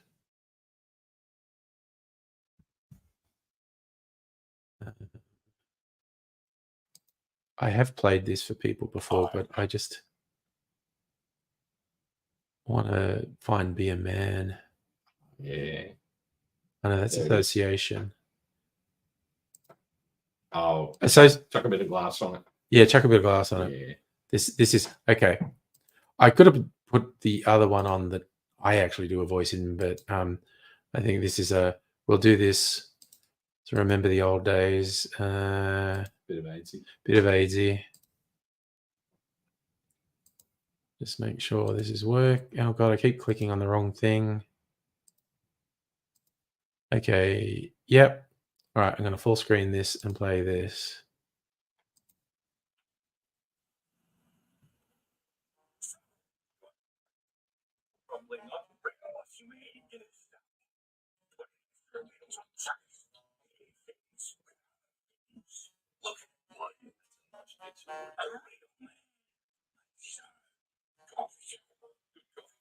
Yeah, thanks. What's your mail? Cardboard box. Where'd you get that? I bought it on my coffee table. Took it out of the box. Looked at the box. The box makes a better coffee table. Shoved a bit of glass on. What do you mean? My coffee table's a bit of glass. What you make it of? I was taking the old coffee table to the tip and I went, you know what? I can turn it upside down, chuck a bit of glass on it. So it's the old coffee table. Just chuck a bit of glass on it.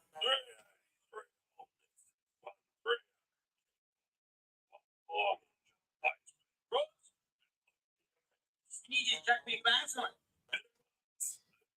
He's not good at making things. Start by making a straight sandwich. Would you lay out? I could buy a sandwich. We're talking about my pride, self-sufficiency. What are you going to do? When you're stuck in the outback with nothing but a knife and a giant bush piece of bread. You are useless. Yeah, I still like that. I still like that. Oh dear. Chuck a bit of glass on it. Yeah. There was no audio. Did no audio come through? No. Oh well, I'll do it another time. I thought the audio was coming through when I played the other thing. Yeah, No one said there was an audio problem before. Anyway, we're going to bed. Well, there's two ADs in there. Now that I Yes. watch it, there's AD doing the gruff cop voice, Yeah. and then there's also AD doing what he called his Penrith voice. That's the Penrith voice. That's what he called that. Oh dear. Yeah, good night. It was choppy audio. Okay, maybe my bandwidth was screwed up. Oh, Anyway, sorry. gonna say good night to you fine people. Good night. See you another time.